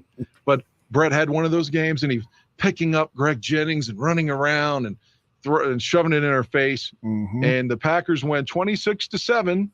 Rex has a bad game, and then he tells the press, how bad was Rex in this game? 2 of 12 for 33 yards and 3 picks. Yeah, he was awful. So and then Greasy comes in as 5 of 15 for 2 more picks. So neither guy is playing. But Rex tells the media that maybe he was thinking about his New Year's Eve plans. Yeah, sexy Rex. Oh, man, don't say that, Rex. Like, somebody tell him, like, he can't say that even if it's true. Don't tell it. That's almost as bad as Mitch saying, like, I want everyone to turn off the TVs and shit. I don't want to hear about this.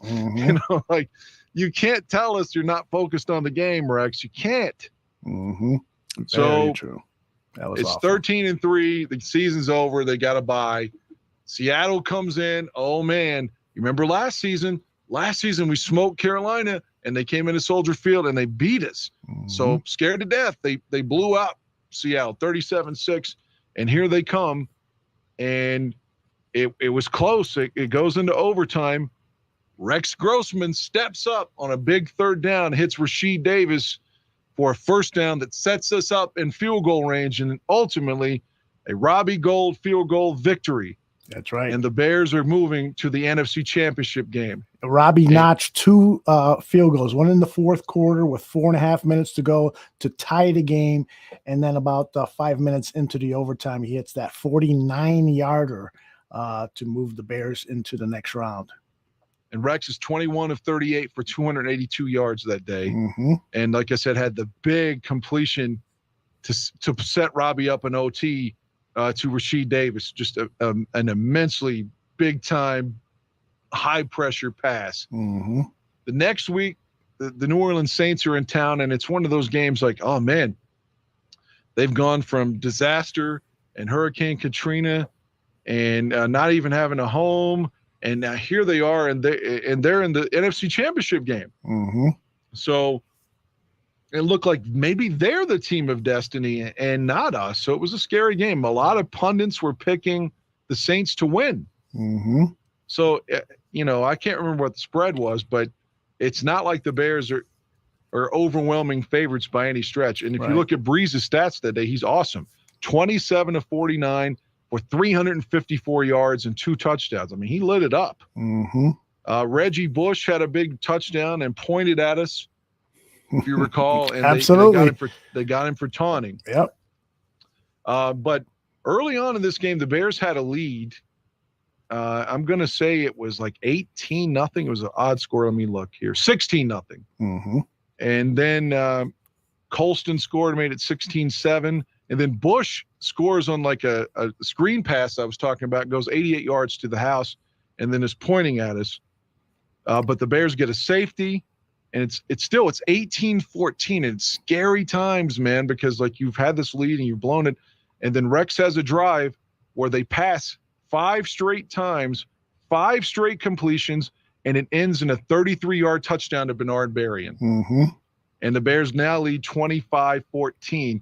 It's starting to look good, man. And then the snow comes down, just like the 85 championship game. Now it's snowing at the end of the game. And Benson scores. It's 32-14. And it's like, man, this dream is coming true. And then Thomas Jones, it was a 15-yard run, but he did a Marcus Allen. He like in Super Bowl 18, Marcus reversed his field and scored. Well, in this one, Thomas runs right, and New Orleans' D's there, so he completely reverses his field, going left, and gets away from everyone and score. He ran like 50, at least 35 yards to get 15 official yards. Right. That's what I'm saying. But scores a touchdown and puts the game away in the snow, and just immense elation. The Bears win 39-14. We're going to the Super Bowl. And New England and Indianapolis are about to kick, and I don't even care, man. I don't care who we play. Yeah, let me interject here. This is Please. Lovie Smith on national TV. ESPN was doing their post-game show. They cut into Lovie Smith's post-game press conference, and what he says here just endeared himself more and more to Chicago Bears fans. I was asked about, what I was thinking about all week. What was my dream like and all that.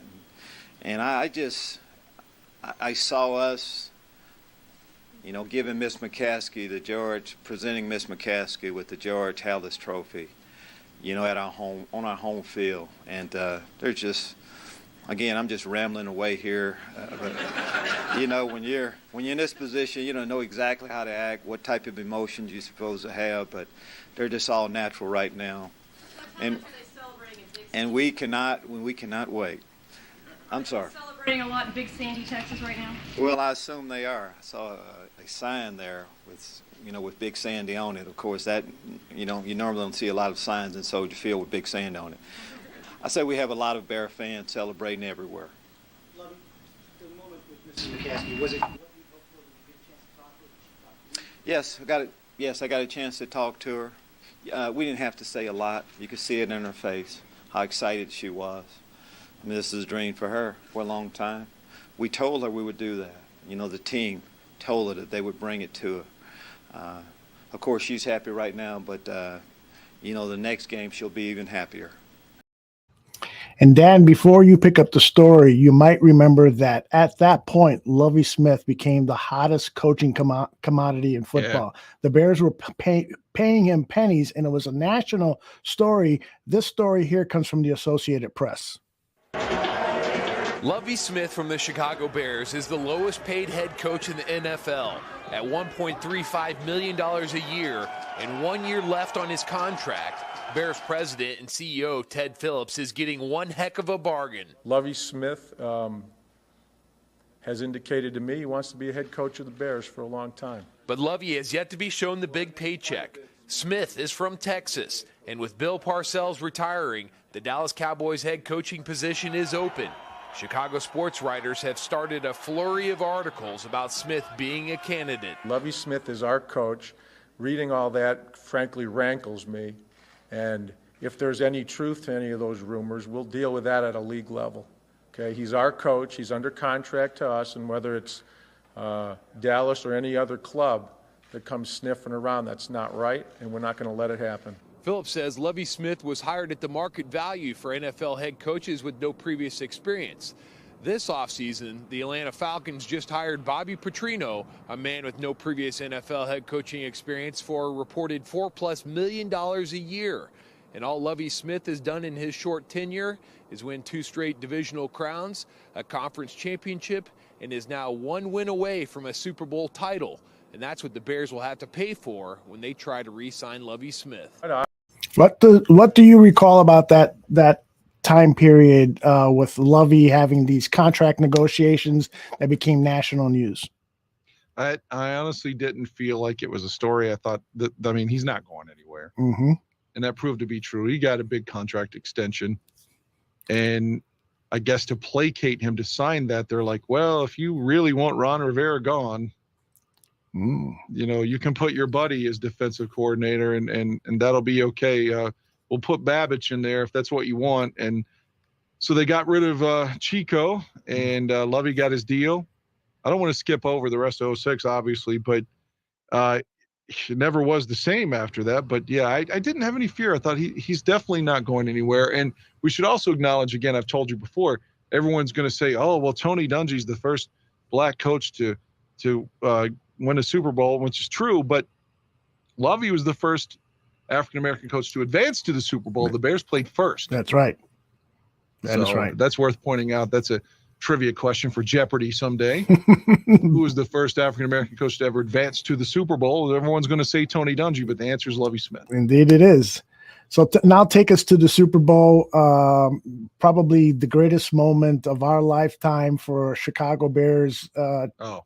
Is the opening kickoff, right? Yeah, but let's set the scene. It's in Miami, and I remember saying to my mother that day, and I was like, I'm not going anywhere. Mm-hmm. Like, I'm not even going to the store. I'm not getting in a car accident somewhere outside. Something could happen that makes me not be able to watch this game. I'm not leaving my apartment all day. Fuck it. I'll order delivery if I'm hungry. I'm not going anywhere. And the fucking electricity better not go out, or, this is like, I've waited my whole life for this moment. Mm-hmm. And so it finally happens, but I keep seeing, because I'm watching the coverage all day, it's just like, this is your dream. And so you're going to eat up anything that's talking about it. Mm-hmm. And it's fucking raining, man, and it's raining hard. Mm-hmm. It's a monsoon. It's Florida. But you hope, and shit, I hope this stops before, and it doesn't. It rains the whole game.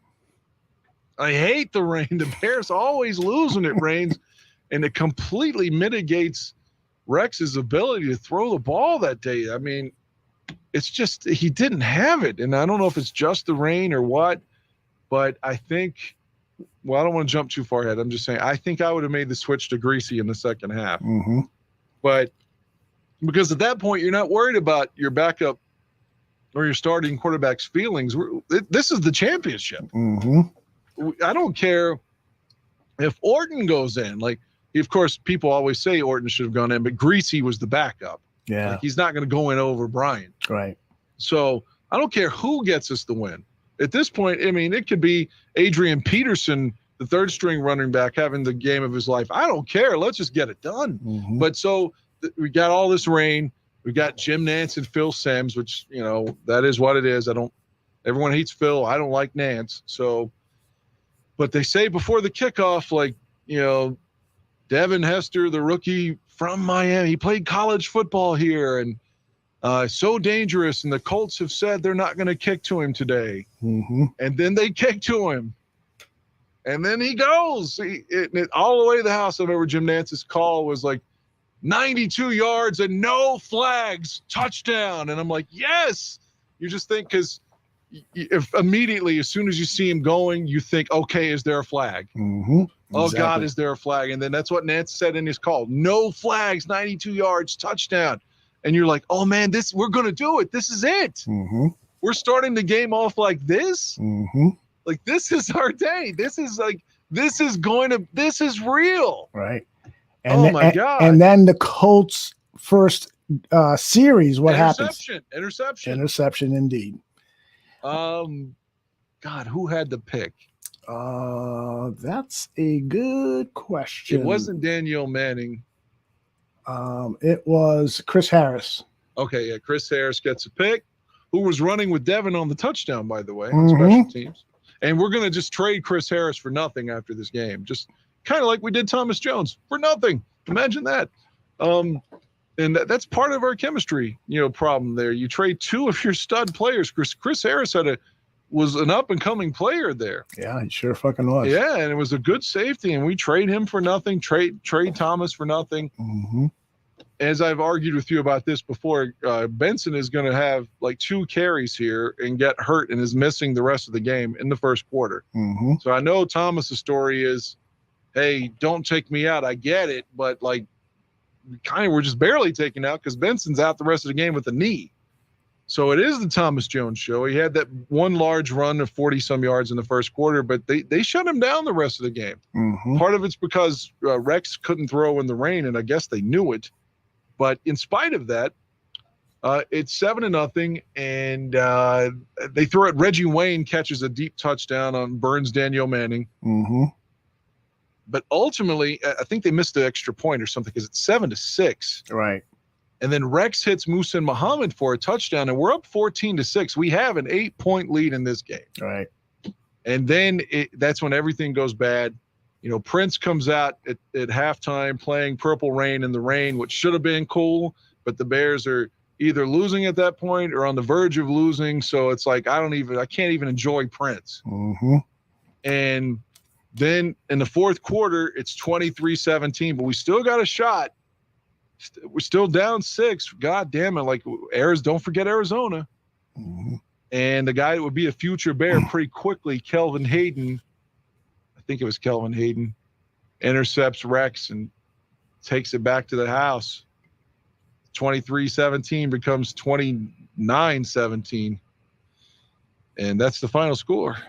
It was heartbreaking because that game was tailor-made for the Chicago Bears. We had on Thomas Jones here at the Barroom Network, and he shared his frustration. And then 2 days later, he was on the Rich Eisen show, and this is what he said. It started raining right before the game. So I'm like, this is our game. You had, that's what we did. We ran the ball, and we played defense. And they just made more plays than us, and we turned the ball over too much. And we even had a shot at the end. I think that's what makes it worse. Sometimes it's best to get blown out because then it's like, well, we didn't have a chance. But then you're at the end of the game, you're down 5, you're driving. This is like, we're going to be one of those historic Super Bowl teams that comes from behind in the fourth quarter. And then, I look up and I see this guy, it's a pick 6. Guy's running towards me. And I'm like, no, that's not going to happen. So, it's devastating, man. It's devastating. The fans on social media, I stay in contact with fans on social media and Chicago Bears fans and Jets fans and the Bears fans. That's the one thing. I just did an interview with Bears Barroom 2 days ago, and we still talk about it. And that was in 2007. The Rich Eisen Show. That his hurt, I think, is something that we could all feel. Yeah. The pain, and you don't get those opportunities frequently, man. And when you get to the Super Bowl and you start by scoring a touchdown on the opening kickoff, and then on the next possession you get an interception, there's just no reason we should have lost that game. And No. I do blame Lovie a little bit. His mantra was run the ball, run the ball. Well, he only ran the ball like 20 times, and the Colts ran it 40 sometimes. And it's like he was outcoached by Tony Dungy with His those mentor. Yeah, exactly.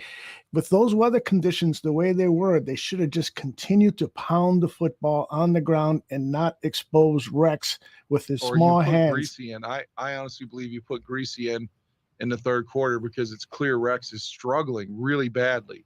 I just feel like Greasy. Even if you keep running, if you have Greasy in there, maybe they have to respect his arm more or something. Maybe, yeah. But Grossman's arm was fantastic. That was one of his strengths. But he's having a tough day in the rain, though. He was. There's no doubt about it. I just feel like Greasy didn't do anything all season. It just felt like it would have been a panic move. Stick with the guy who got you there. Stick with, he said. Well, think about this. If let's say this was the Cubs. Mm-hmm. Game 7 in Cleveland. You had the rain in Cleveland that day too in the World Series. Mm-hmm. It's delayed. I don't remember. I think Chapman ends up closing it out for you, which makes me so fucking jealous being the Reds fan, and that's where he should have been forever. Yes. But let's just say it was your starter. Yeah. Whoever, just hypothetically, whomever. Mm-hmm. And your guy has a 22-win season, but it's game 7 and he's getting smoked. This is the guy that brought you there. But shit, they're hitting. He's not his day. You go to the bullpen. Mm-hmm. You have to go to the pen. Like if this is your ace, but it's just not his day. You can't. It's game 7, man. You can't just let your whole season go down the drain because your guy was good in August. Mm-hmm. So in the same scenario, if it appears that Rex just doesn't have it, I'm not trying to say, oh, I'm better or smarter, anybody, because I'm not. But that first interview that Thomas was on, I don't know if that's the one he's referencing on Bears Hour Live mm-hmm. on the network. I kept texting Phil. I was like, please ask him what he thought about maybe swapping Rex for Greasy. Mm-hmm. But Phil never looked at his phone. It's not like he ignored me. At least I don't think he told me he didn't, and I have no reason to disbelieve him. Mm-hmm. And then he was on again, which I believe was on 100 Proof the second time. Yes. The second time he was on Phil's Bears Hour Live show. Oh, that was the second one was Bears Hour Live? Yes. First one was 100 Proof, right? All right. Well, I listened to both of those. And the one time that he was on Phil's show, which I liked him and his, I won't say the name or whatever, but he had a co-host that I enjoyed as well. Mm-hmm. And I was blowing them both up saying, hey man, ask him what he thinks of what would have happened if Grease. But nobody saw my text, I don't think that they ignored me. I have no reason to think that. But I wish that we could have asked Thomas that in the theory, what he thought maybe if Greasy to come in. I don't know. I guess we'll never know. I just think, again, if Tommy's in there raising hell up front, and then you got Mike Brown in the back who always is around the ball making plays. If they're not hurt, mm-hmm. Because that whole day, if you look at it, the defense wasn't good. But the thing was, it's not like, they had the one breakdown with the touchdown from Peyton Manning. But Peyton didn't do much. He got the MVP just because of his name that day. Mm-hmm. The day we couldn't stop Joseph Aguire, and what's the other? They had two backs, Aguire and the other one were both killing us. Can't remember the other back, but both of them, either one should have been the MVP. Do you know who the other back was? Yeah, it was Dominic Rhodes. Yeah, they were killing us. Both of them were catching screen passes and running the ball on us. I don't know what their final stats were, but at the end of the day, those two guys are the reason that the Colts won in conjunction with Rex's pick at the end. Right. When Tooch has just joined us, and Tooch and I were at Soldier Field, and we got to talk to Alex Brown, and Alex said, Rex didn't beat us. The play calling wasn't the problem. It was the defense. It was the fact that we couldn't stop those two running backs. And I think Alex was sober at that point when he told us that, right, Tooch? Welcome, Tooch. I don't know about that. Yeah, he definitely says so. We couldn't stop the run game of the Colts. And Look, Rhodes had 113 yards rushing. Adai had 77 yards rushing. Adai had 66 yards receiving as well.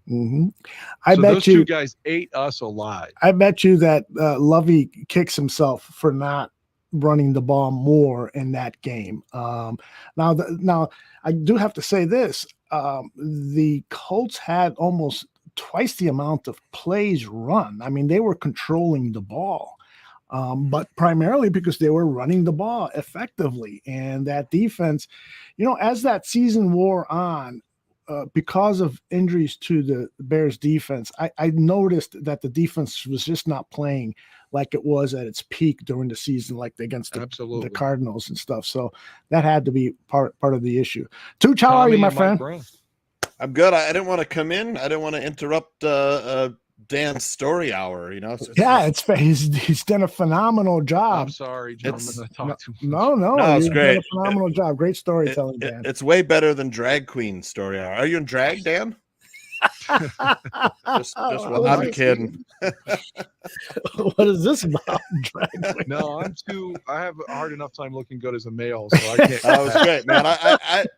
I couldn't do anything. I was listening. It's just like memory lane. It was awesome. Yeah, we're gonna have to do a part 2 because I got to go in a half hour, and we've only done Lovie's first 3 seasons. He's there for 9. I agree, and we may need to do 3 parts on this because there's so much more to talk about Lovie Smith. And really, what gave me the idea to look back on this, and we've talked about this before, Dan, about doing a retrospective on certain years, but listening to Greg Gabriel talk about why Cedric Benson was chosen and his insistence that, a running back be chosen and ended up being Cedric Benson. To me, I love Lovie Smith. I really do. But he just made some bad calls, particularly when it came to offensive personnel. It just made mistakes. And the insecurity with Ron Rivera is another big part. Yeah. By forcing Ron out and hiring Babbage as your defensive coordinator, we probably have time to veer over to 07 if you want. Yeah, let's do that real quickly. But let me just say, first of all, I don't know if it was insecurity as much as Lovie has always been driven by taking care of his buddies. And I think it was more that than anything. And he and Ron Rivera butted heads occasionally. And so I think that's what was the move behind Babbage. But that's something maybe we could talk about later. You want to touch on 2007 before you get out of here? Yeah, 07, it was a weird year, but you just have these hopes that, okay, well, we lost. You made the reference to 84, 85. And you just hope maybe that this was 84 and 07 will be 85. Like maybe this is going to be the year. And sorry, I was just doing some things in my bag there. The off season was like, well, it's pretty much clear that Lance Briggs is gone. He was drafted in 03, his 03, 4, 5, 6, his rookie deal's up. He's leaving. There are all these reports he's going to San Francisco or he's going back out west, and he's gone. And Peanut and Vasher are both up, and it's just like, damn, the defense is going to be is Mike Brown going to make it back? And what about Tommy? And then Tommy comes back, he's not the same. Mike Brown, we don't know, and because we'll foreshadow, I'll come back to that San Diego injury week 1. But suddenly I remember I was getting my oil changed, and No, I was getting an inspection sticker on my vehicle. Is this a sex and story? I just got back into the vehicle and turned it on the Dan Patrick Show. Go ahead. What's so funny? Dude, just wondering if getting your oil changed at an inspection. I thought no. into the sex life. Back into I turned Dan Patrick on the radio, and Lance is somehow re-signed with the Bears because they said he was gone. I remember even listening to Urlacher on the radio. earlier that offseason saying how much he loves Lance and that's his boy, but it's a business and he's probably not going to be back. Mm-hmm. And then suddenly Lance is back. You're like, okay, Lance is locked up, man. He signed like a 6-year deal. He's not going anywhere. And then they managed to keep Peanut and Vasher. Like, shit. So, okay, Ron Rivera's gone. We've got Babbage at DC, but we've managed to hang on to Tillman, and Vasher played so well prior to coming back. It was never the same after that. Tommy's never the same after his injury, and Mike Brown's back. So, okay.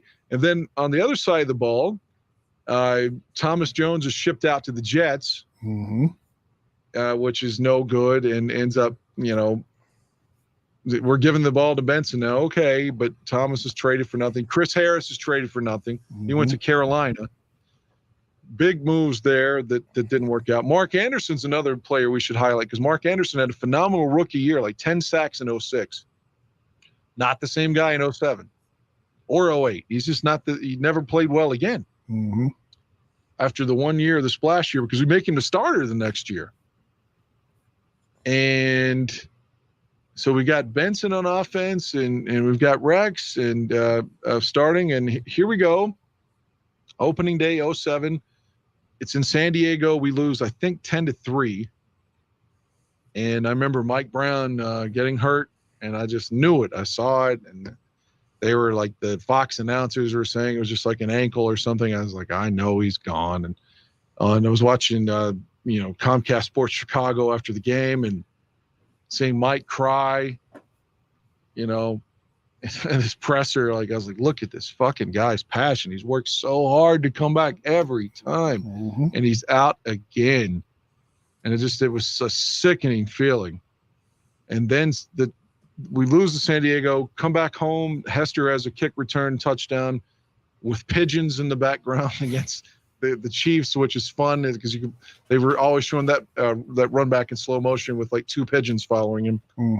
And they beat Kansas City at home, so they're 1-1. And then comes primetime football, national Sunday Night Football against the Cowboys, and Tony Romo's coming back to Illinois.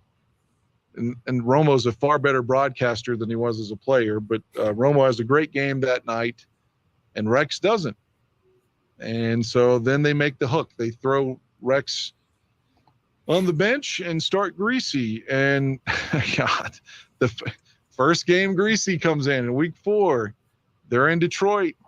They have a big lead, and they give up like 24 points in the fourth quarter to lose to Detroit at Ford Field after having a lead. It was just a fucking meltdown if there's ever been a meltdown. They gave up 34 points in that fourth quarter. Oh my God. I knew it was something. I had a girlfriend named Lauren, and I was so mad that day that like I said, I think that really legitimately led to her wanting to break up with me. Because she's like, you're too emotionally invested into this shit, I was never mean to her, but we legitimately broke up later that week. He broke up with me on an answering machine while I was at my buddy's mom's wake. Oh no! Like I think on Thursday. That's terrible. That is terrible. What the hell? So then the seesaw continues. So now we're 1-3 and it looks bad, right? But they go to Green Bay and they win.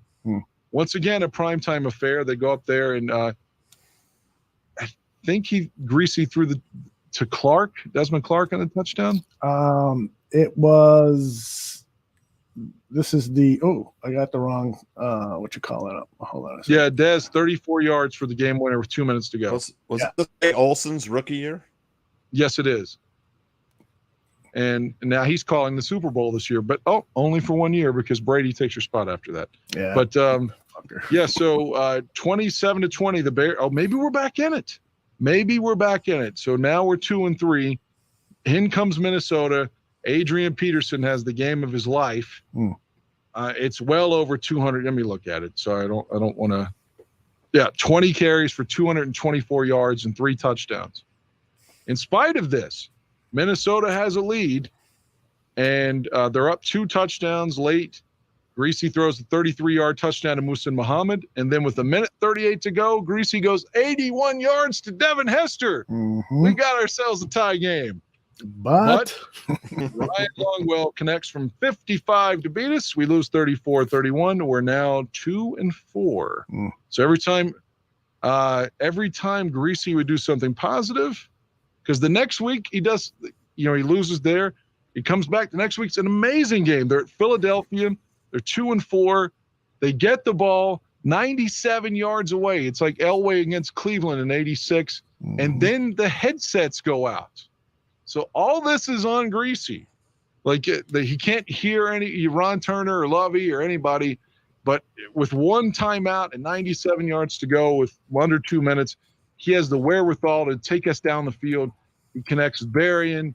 He connects with Hester several times. And then at the end of the game, he connects with Muhsin Muhammad.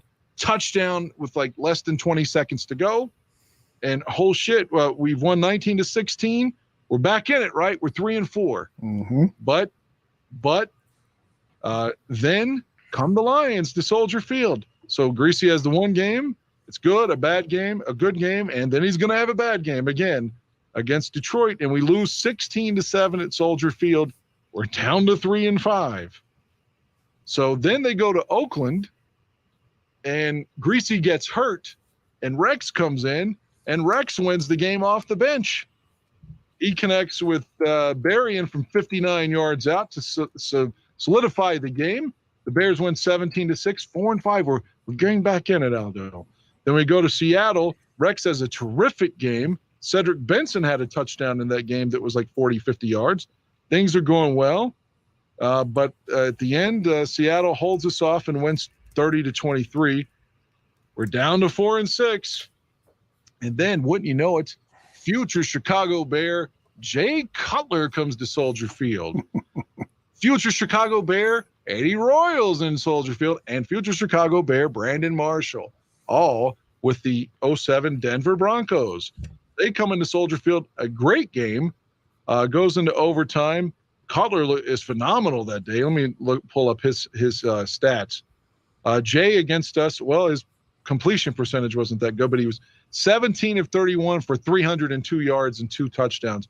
To me, he was throwing the ball all over the joint, so I was really impressed. Well, he had a couple of big explosive plays, a 68-yarder to Brandon Marshall and a 65-yarder to Andre Hall, and then a 41-yarder to the tight end, Tony Scheffler. So and Scheffler caught a touchdown later in the game, too. Yeah. So, but Denver's in control of the game, 34-20, but Todd Sauerbrunn, former Chicago Bear, you could call him a bust because I certainly would, from West Virginia University, is running his mouth in the paper all week about how he will kick to Devin Hester and doesn't give a fuck. Well, that's fun. Third quarter, he punted to Devin Hester, 75 yards to the house. It tied it at 13. And then Cutler drives them again, and they score, and they lead 20-13. And then on the kickoff, he kicks it to Hester, 88 yards. It's a touchdown. We're tied at 20. And then Cutler, 68 yards to Brandon Marshall, touchdown, 27-20. And then to Tony Scheffler, touchdown, Cutler. It's 34-20 Denver. But what would happen then is AP would score for us. And then on 4th and goal, at the end of the game with under 30 seconds to go, it's 4th and goal, and Rex threw a 3-yard touchdown pass to Bernard Berrien, making it 34-34. We're going to overtime. In overtime, Rex threw a pass to Desmond Clark that went like 40 yards, got us in field goal range. Robbie connects the field goal. It's good. It's 37-34, but we have high hopes because Rex has come back in, led us to a win in Oakland. He played good in Seattle. They should have won, and now he's led us to a come-from-behind win late in the game against the Broncos. So we're 5-6, so maybe we're in it, right? It looks like, there's a shot that maybe we can rebound. I think they go to Washington the next week. Let me go back to that screen on a Thursday night game. No. That's right. They've got Eli first. Okay. So Eli comes in. I remember back then, what's his name? I always talk about how much I like him. He worked for ESPN Radio. He worked for ESPN back in the day. He did the Comcast Sport, Pat Boyle. Oh, Pat Boyle. Pat Boyle said, this Giants team is absolute garbage and had no reason did no business winning this game, which was true at the time. They beat us 21-16 in a game the Bears should have won, but that sparked a winning streak from the Giants. They were 5-7. They don't lose another game the rest of the season. They beat New England in the Super Bowl. They literally got hot at Soldier Field and went to a fucking championship and beat a team that hadn't lost the whole season in the New England Patriots in Super Bowl 42. That started here. But now it's 5-7. Things is, They got a Thursday night game in Washington. Rex takes a cheap shot, gets carded. It's a dirty hit. They don't even throw a fucking flag. David Haw used my complaint about that in his newspaper article or his bag or whatever. He reprinted what I said. But later would block me on Twitter for fucking no reason whatsoever. But then they go to Minnesota. This is when they turn it over to Kyle. That's a Monday night game. They lose. They're 20-13. But Kyle would win the last two games of the year against a cold game against Green Bay that Favre said later, that's the coldest game I've ever played. I wish I wouldn't even been out there. But they're going to go to the NFC Championship, so good for Green Bay and Mike McCarthy. They beat us. We beat them 35-7. Final game of the year, Kyle outduels New Orleans 33-25. And the disappointing season ends at 7-9. It's just all over the place. So you can't stay consistent. But for some reason, going into 08, they're like, well, Kyle's a starter now. I mean, he did beat Green Bay, New Orleans at the end, but I don't know why he was just given the job. And it's like, sorry, Rex, we don't believe in you at all. Rex got one start in 08. That was it. Yeah, it was interesting why they decided to just pull the plug on Rex. And I think a lot of it just had to do with his, he probably was not that guy who football was the most important thing in his life. Like you said earlier in the show, he was talking about partying on New Year's and stuff. And there were all these stories that he was fucking every girl that would come up to him. And I think Jerry Angelo, I'll talk to Greg about that.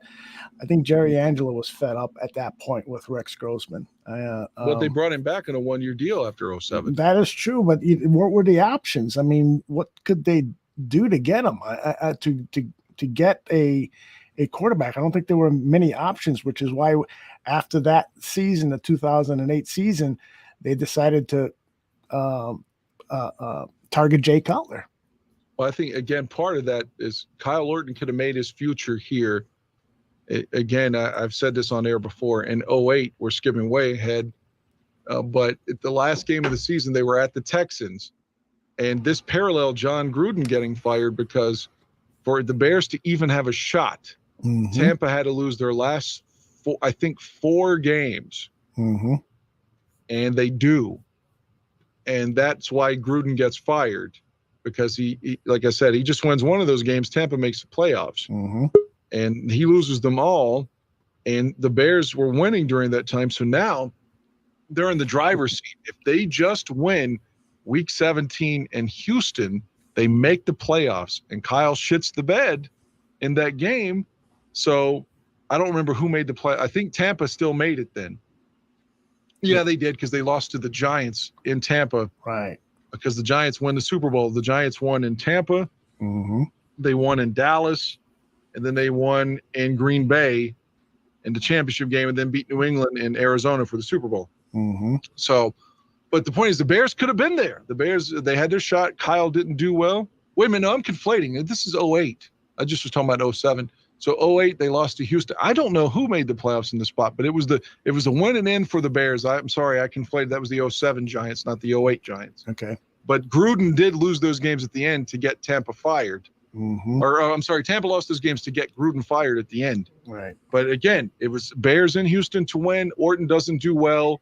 And so in the offseason, they're like, man, we've got to get a quarterback. So they trade 2 number 1s and a 3rd. And Kyle Orton to get Jay Cutler and the draft pick that would be Johnny Knox. A trade that I loved on April 2nd of 2009. That trade, I still had faith in Kyle Orton being able to assumed a number one quarterback. And he was what, a third or fourth round draft pick? Fourth round pick. Those guys take a while to develop. And now I know he played in his rookie season, but that was good that he got that experience. He learned how to manage a football game. They won a ton of games under him. He was not a great quarterback, but hell, after the Bears gave up on Kyle Orton, he went on to Denver and had a couple of good seasons. And I hate giving away so much draft capital. And Jay Cutler, at that point, I didn't like him. He was always pouting. A typical Bears fan. I hate Jay Cutler. Oh, they just traded him to the Bears. Hey, all right, I like Jay Cutler. I liked him, man. Watching him throw the rock against us, and like I said, I watched him on a Thursday night game with Denver in 2008, where he threw for over 400 yards against the Browns. Mm-hmm. And I was like, God, this guy's got a fucking arm that I'm salivating over. Yeah, he did. I mean, he had all the skills. You just wondered about his behavior issues. And then I learned that he had diabetes. And of course, we all know about diabetes can make you moody. And so I started making excuses for him and really believed they could win with Jay Cutler. But he never demonstrated great leadership ability for whatever reason, whether it was his health issues or whether just that he's a fucking asshole, which I'm kind of leaning more towards that, given what he has said and done in his post career. But it's interesting, and we'll have to pick this up, Dan, because you've got another 10 minutes with us, and I want to make sure that we tackle anything that you've seen on the tube that you want to share with us. The only thing I watched, I was off all weekend, which was an aberration. And I went to a concert, and again, it was just because it's West Virginia, man, they got to be censored. It's such bullshit. Like, somebody actually said, "Are you having an effing good time?" Come on, it's a rock show. Like, if they want their kids here, then don't bring your fucking children. Like, I get like censoring radio and things, the public airwaves. Okay, I'm good with that. But at a concert, it should be fair game to be an adult. Mm-hmm. And so it was okay, whatever. But the only thing I watched really TV wise was the premiere of season 4 of Westworld. Oh, I forgot that started. I have to season 4. I have to really contemplate the meaning of stuff, and maybe just read a review to kind of go against what I saw. But it was good. I could tell that's going to be a good show. It is the story. Like, for example, when season 3 ended, Evan Rachel Wood's character, you think is dead, right? Her character's Dolores. Mm-hmm. But in season 4, she's there, but they're calling her Christina or Christine or something. Mm. So we don't know how she's there. We don't know why she's there or anything yet, but that's cool. Like, it was the first episode, but she's in it with a different name. And so I don't know where the story is going yet at all, but that's okay for the opener, not knowing the plot or anything really yet. It was still good. There's just one episode, right, Dan? Right. Yeah. It just started on Sunday night. Okay. So, anything else you want to share before you get out of here, Mr. Aguire? No, I'm sorry that I talked too much on this. I didn't give you a fair. Dude, that was freaking awesome. Yeah, we were all very, very entertained. I was just amazed, man. I was like, can I just say I was sitting back. I was so happy listening to Dan tell the stories. I was like, Dan, he's a treasure. He really is. I'm telling you. I was like amazed, man. When he gets into 2007, 2008. 2008, I think, was Matt Forte's rookie season, like 1,200 yards. Mm-hmm. And I know Matt Forte was a second-round draft pick. I can't remember what happened to our first-round draft pick. Did we trade back or did we trade it away? It was a Cutler trade, right? No, Cutler came in 2009, I think, right? Okay. So was it Chris Williams in 2008? Chris Williams, yeah. Was it? Okay. And Yeah. all right, and he got injured. Yeah. They drafted him injured. Right, he was injured. It's like Stan Thomas, Chris Williams, like Same old. But and our current guy who's they should have, I hate to say this, but they should have. I could have seen them trading up, maybe trading up to for the 3rd overall pick for Matt Ryan would have been too pricey. But even Joe Flacco to me would have been better because they picked their guy. This is do I got this right? The 2008 draft. The Bears picked Chris Williams at number 14. So they bypassed Joe Flacco, who went 18th overall. Joe Flacco would have been a good Bears quarterback because look at what he did with the Ravens. That has similar defense. I agree. So, you wouldn't have lost high draft picks. You wouldn't have had to pay all that fucking money like we did for Jay. It was Jerry Angelo's bad move there, I think. Bill Belichick said like Joe Flacco is one guy that would always find a way to beat the Patriots. He'd scramble. He wasn't really known as a scrambler. He would get you, 9-10 yards and pick up a first down with just his legs, go out of bounds and stuff. And those are the plays that he, killed the Patriots with the extended drives and stuff. And then the Ravens defense was so awesome. It would have been great. That would have been a great pick, Aldo. I mean, of course, anything's better than Chris Williams, but that would have been awesome, man. Flacco had a tremendous game in the playoffs in Denver in their Super Bowl season that he won the Super Bowl, but it was a 2 overtime game where he outdueled Peyton Manning in Denver. Mm-hmm. And they won because of Flacco too. It was Flacco was throwing the ball. They couldn't be stopped against John Fox and the Denver Broncos that day. And then they won the Super Bowl against San Francisco. If you remember the power failure in the Superdome. Oh yeah. Great game.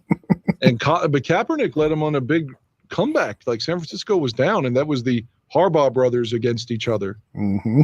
Kaepernick brought San Francisco back, but they barely lose. And I don't know. But Flacco had a really great postseason that year, and I guess age caught up to him, and he just never could play as well as he did that one year again. But maybe to your point, if they draft Joe there, then they don't have to make the Cutler trade. Right. And, who knows? I mean, we could always look back, and I like doing that. Man, I like to go back and look at this draft. Well, they shouldn't have drafted this guy. They should have been. But hindsight is 2020. I like playing that stupid game, even though it's not fair to the people actually making the picks. I wanted to talk to Tooch. What was the name of the movie Paul Schrader made? I'm forgetting the title. The Card Counter. The Card Counter. You haven't seen that, right, Dan? No. All right, that's your homework assignment. Did you watch it, Aldo? I did. Okay. What did you think? Just one. Real quick. I thought it was phenomenal. I thought it really was phenomenal. It is a little slow at times, but it is an outstanding story, and it's got these. It's basically really a political story about this guy who is an Abu Ghraib, and he's part of the torture team for the United States service. And then when he comes back, he becomes a card counter and starts winning at poker. But his life is definitely different. He's paying penance, so to speak, for the crimes that he committed. It's a very complex story, but I really, really liked it. I posted on Twitter that I liked it, and a couple of people say, it was too slow for me, and I can understand that. But if you stick with it and are really 100% focused on it, I think there's a lot of rewards in it. Yeah, they don't make movies like this anymore. Exactly. This is like a throwback to the 70s type, that whole Rat Pack with Scorsese and Schrader and the like. Mm-hmm. And he's Paul Schrader just doing what he does. Mm-hmm. Exactly.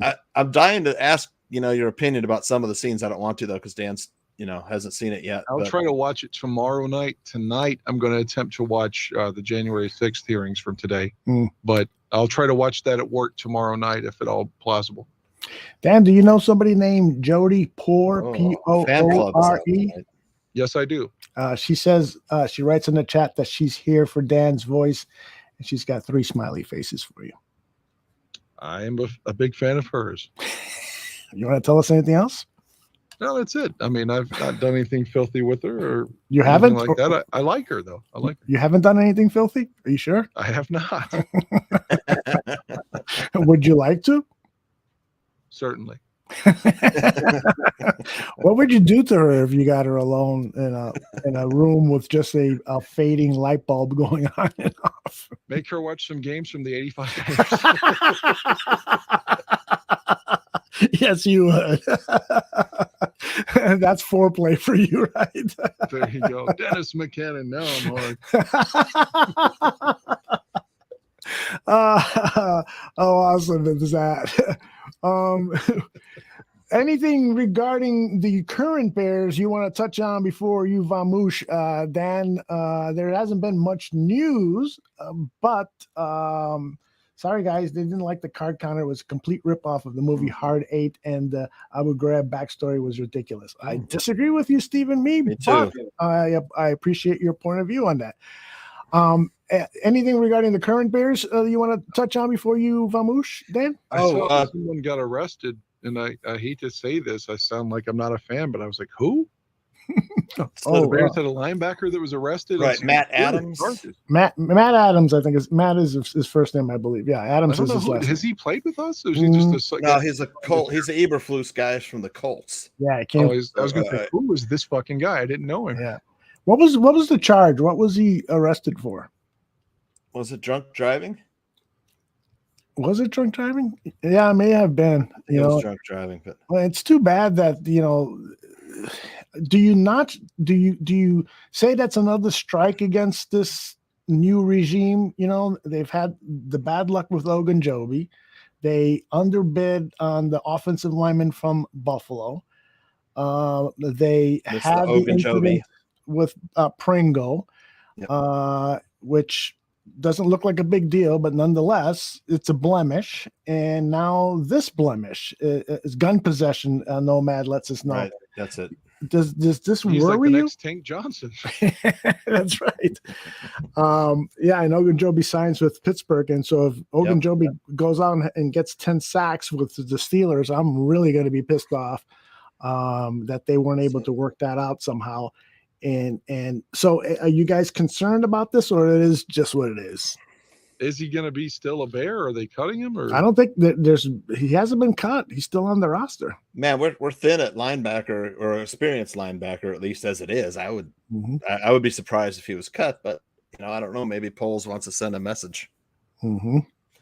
But did Dan hear the story? I hate to use Eric Lambert as a reference point, but he had a little story about Urlacher. Said that Lovie Smith wanted to trade him. He was on a Bussin' with the Boys podcast, and said that he thought he had just signed the big contract with the Bears, and Lovie didn't. He heard later on that Lovie didn't think he would fit in Lovie's defense, and Urlacher said that reason prevailed. Yeah, it says Urlacher was skeptical when Lovie Smith was hired. And Urlacher didn't realize immediately, but soon discovered that Smith might have been skeptical about him too.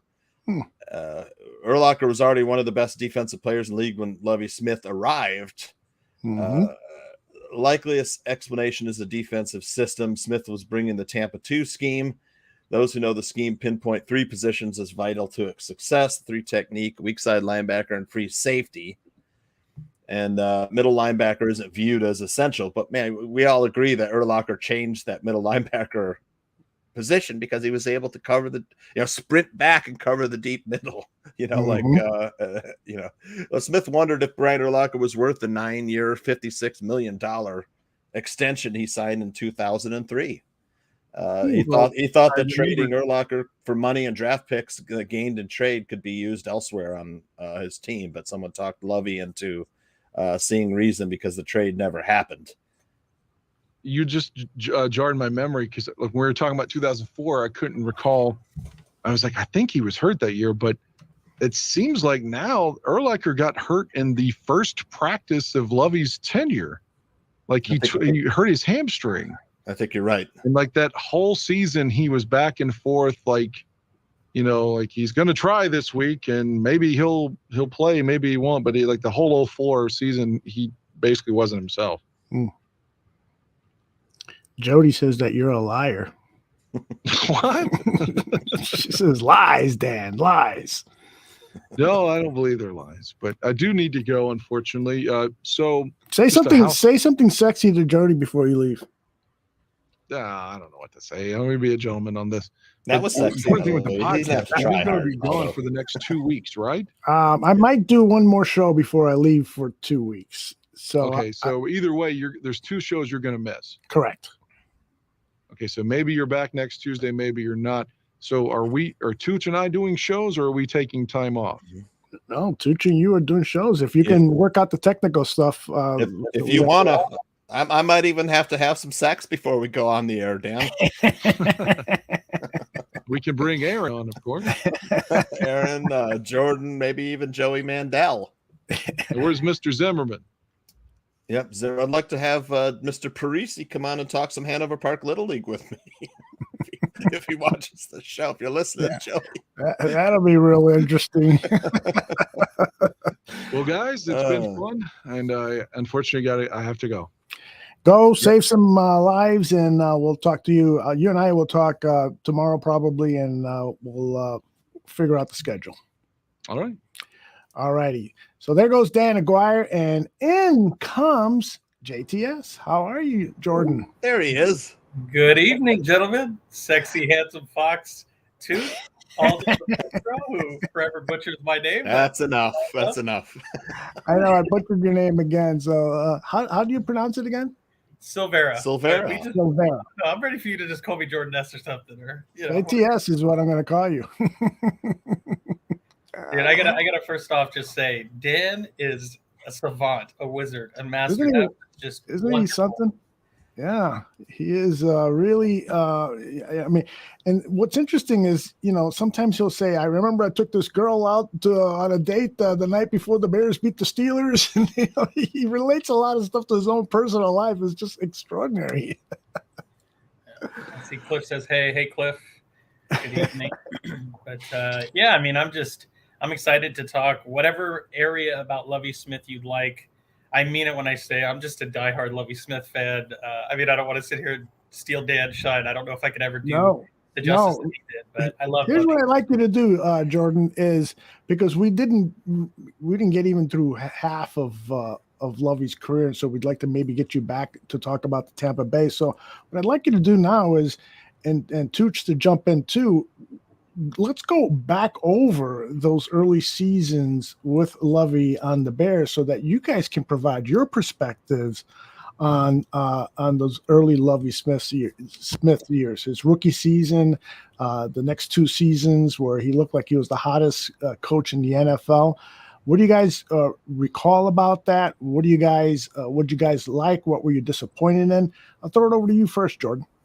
Sure. I mean, when I think about Lovie, and I think, Tooch, you may be able to even provide some more just analysis of a real-time roster building, things of that. But I think about who he represented, the scheme he came from. For anybody not familiar, he came kind of, everybody knows him as the Tony Dungy was his mentor, but it goes beyond that. It goes back to Monty Kiffin, back in the true Tampa 2 days with the Buccaneers. And the way he was brought up and his understanding as a linebackers coach back then was, we build the defense through the spine of the D. And the reason this is important is you've got a Dungy, Kiffin, Smith, Marinelli disciple in Eberflus, an acolyte, and it's built the same way. Look at the Colts. When Lovie came in, it was this idea that, look, I need my 3-tech, I need my will, and I need my safety. One in the center of every single bit of the scheme. And then as soon as he got to Chicago and realized, and I mean, I'd love for you to ask Greg Gabriel this, Aldo, but I'm sure he would concur. When he all of a sudden saw what he had in Urlacher, it unlocked the idea of, holy shit, what happens when I have Brian Urlacher, an amazing athletic Mike, to be the middle runner of that Tampa 2? What happens when all of a sudden we've got some stingy corners that are focused on taking the ball away? Right. And so I really think that that's where you saw the Tampa 2 that we all hear about, even now with Eberflus, of, we're just going to run this boring Tampa 2. You saw it really evolve to the next level when all of a sudden they got players like a Tommy Harris, a Tank Johnson, athletic rushers, and Adewale Ogunleye, Alex Brown, Mark Anderson, even just role players like a Hunter Hillenmeyer. I know that he was kind of the much maligned redheaded stepchild of that linebacker corps, but really he filled this very specific support role. And then you look at guys like Mike Brown and Nathan Vasher and Jerry Azuma, R.W. McQuarters. I mean, it's just the list goes on and on about these killer. Tim Jennings. I could just go down the list of these guys that really elevated what that scheme was. And the last thing I'll say before I give it over to Tooch here is just when Lovie came to Chicago, as Dan perfectly alluded to earlier, it was dysfunction. A team that hadn't seen 500. He really restored the idea of, what do you want to say, structure, accountability, respectability, success. And it wasn't perfect early, but we got there. And that was the thing that I look so fondly back to Lovie as a guy that's now seen Nagy and Fox and Tressman and everybody else that followed, where frankly, the Bears have been somewhat of a laughingstock, somewhat lacking respect in the North. And you're talking about a guy that got fired after a 10-6 season. It's just, I don't know, it's shocking. Yeah, that was shocking. Tooch, your thoughts? Did not deserve to be fired. At 10-6, it had a lot of things stuck out for me, especially what Dan was telling the story. And you played the coach's salary bit. He was grossly underpaid for much of his Bears tenure. I remember how upset I was about that, man. I was just like, this dude's winning games and freaking. It just perpetuated, really cemented, the cheap aspect of the Bears. They really deserved the moniker of being cheap after that. I was just like, come on, let's get this guy paid. Yeah, it took your team to the Super Bowl, and he's still making a little over $1 million a year. It should never have gotten to that point where the team president had to answer questions to the media about that. It was ridiculous. Yeah, Jordan made a great point. The Tampa 2, that was the Monty Kiffin was the architect of that defense, really, the brainchild. And like I said earlier, it depends on the three positions, which is kind of like what we're going to be playing this year with Eberflus, wouldn't you say, Jordan? Yes, exactly. And I mean, you're kind of leading me here into a little hint about what we're doing with Bare Necessities, but the big storyline when Eberflus was coming around was, oh man, here we go again. We're just going to relaunch the Lovie system. And I even have to admit, I was a little bit of a naysayer on Eberflus just because, to me, in an outward level, the Eberflus hire just stunk of the McCaskies going, what is comfortable? When was the last time that we were relevant? When we could just kind of sleep easy at night as a team that wasn't a laughing stock of the league. And so they were like, well, is there any acolytes from Lovie? Is there any guys that kind of know that life, that system, that scheme, those tenets? Let's just bring in Eberflus. And obviously Marinelli was too old. They weren't going to bring him in. And as much as I've kind of warmed up to that idea, you have a lot of fans that think, man, we're just going to run that boring old Tampa 2 where there's the honey hole shots available for the best quarterbacks in the league to take advantage of. And I mean, a little bit of a hint to where we're heading here as we kind of, as Aldo knows, as we go into Bare Necessities is something I really want to touch on. And I'll give a little bit of a spoiler is if you watch Eberflus's defensive scheme, it's not that same old basic Tampa 2. They'll run some cover 2.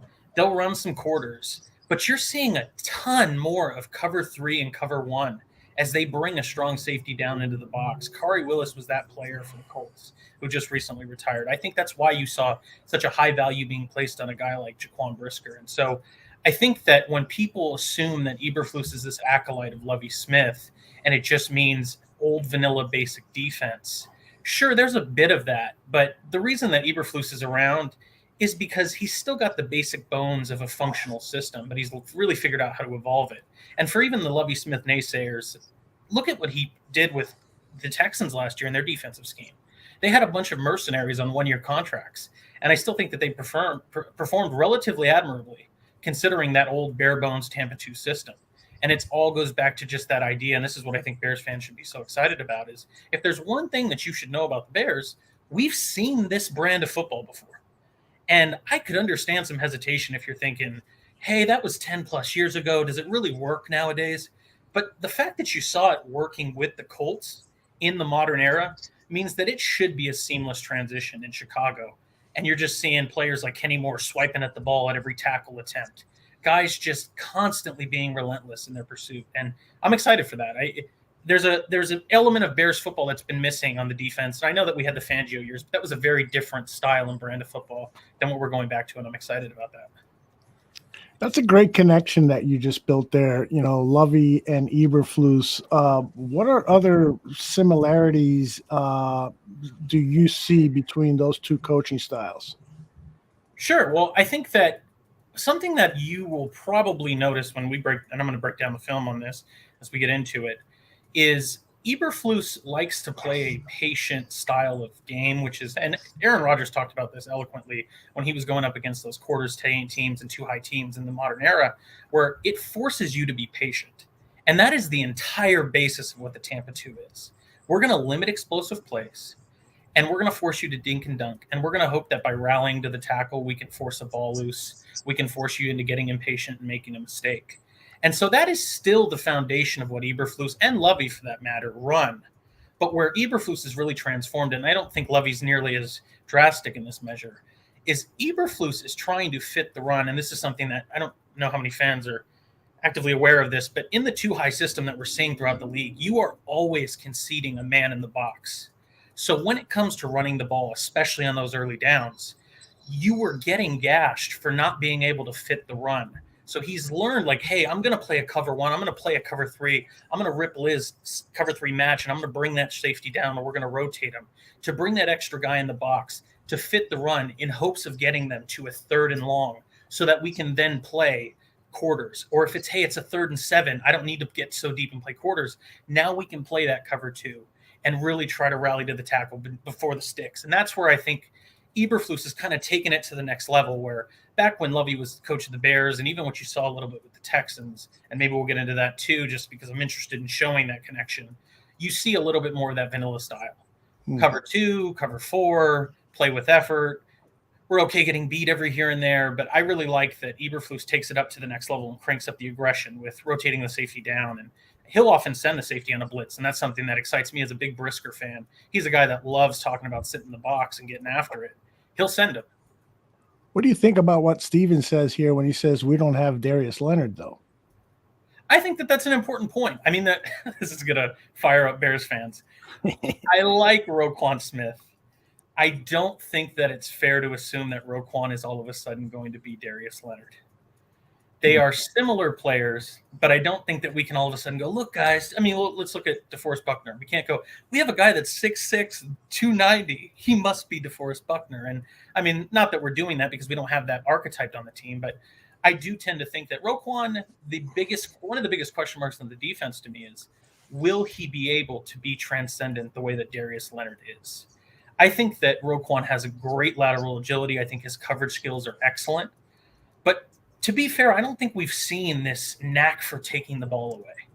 He has the pick 6 on Joe Burrow. I get it. Has a couple forced fumbles, but he's not a guy that's known to strip the ball, that's just got an inherent nose for it. He's always around it. So we'll see how he does. I think that Darius Leonard's a key and critical part of that scheme, but I think that they're also hoping that they can kind of make some of that up with an ultra-athletic Nick Morrow, in a way that I would argue Nick Morrow was much more athletic than Bobby Okereke was for them at their mind. Fascinating. Darius Leonard plays the weak side spot in Indianapolis. He does, and Bobby Okereke plays the Mike, and then Matt Adams was the guy that was playing Sam for them.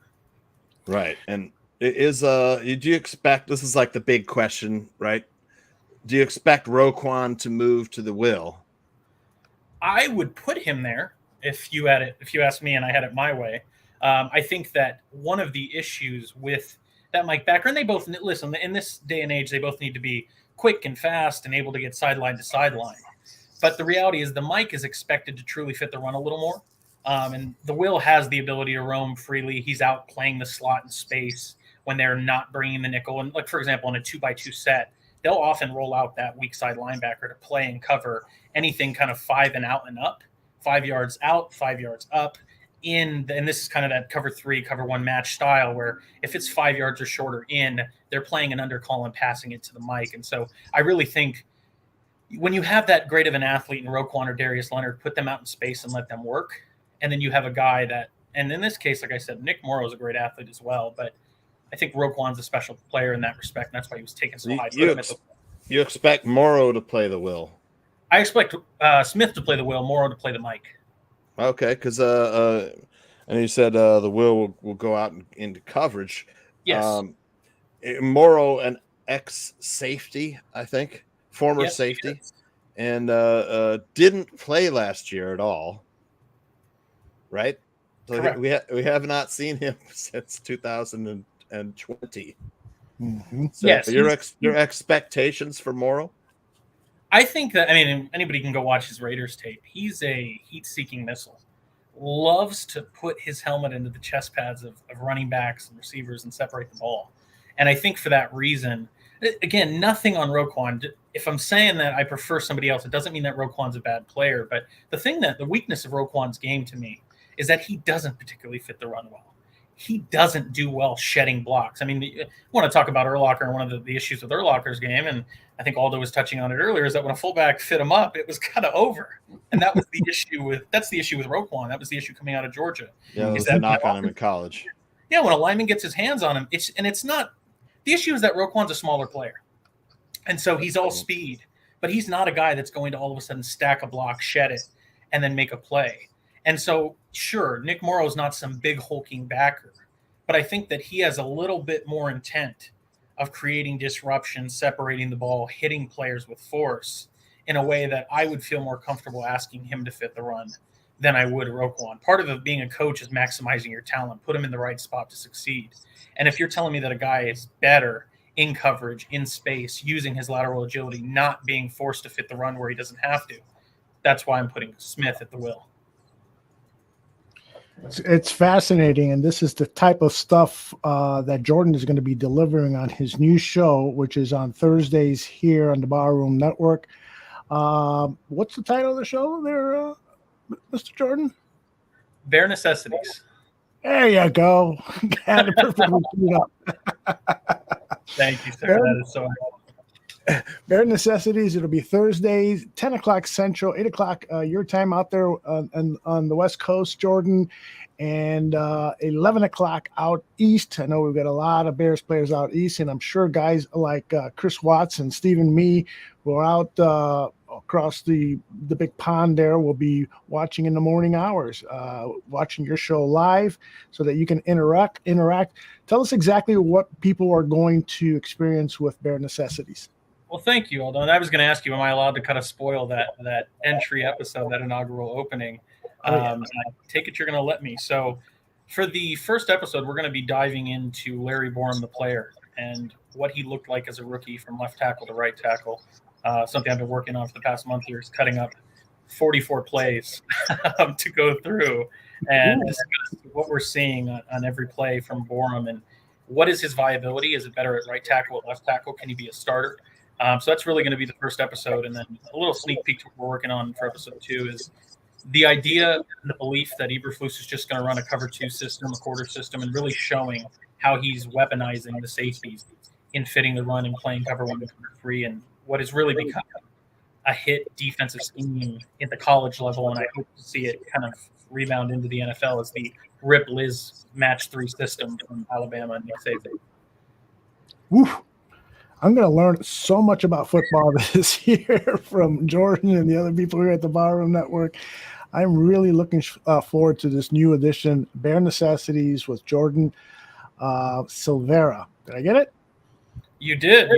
I'm looking at Mo Beerman here saying no naked Jordan, and I'm like, nobody wants to see me naked, Mo. I'll be fully clothed.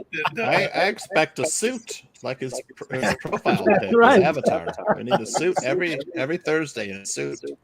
Don't tempt me. I'll do it. I'll put on the full 3-piece, and we'll get real down to business. But no, I'm excited for it, and Aldo, you're the man for giving me this opportunity to kind of shed knowledge.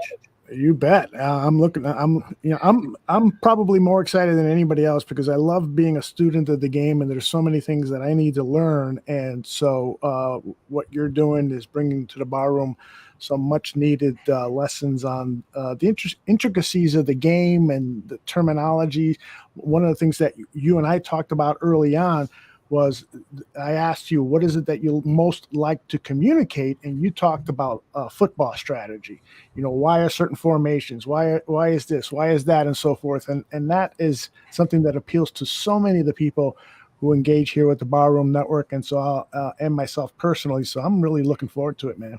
Which is the first night? Is it this Thursday? It is. There you 2 go. nights from now. June 30th. And if I could impart, 2022. yeah, and if I could impart to the audience and the crowd here, I mean, it's certainly something that Aldo and I are working on, but just a general idea of the show is flexible, or we are molding it and shaping it around what you, the audience, want to see. So we're talking about that, but if you are interested in maybe creating a voicemail, sending a message, we can do mailbags. We can talk about questions that you have, bringing on people from the audience that have interesting topics that they want to talk about.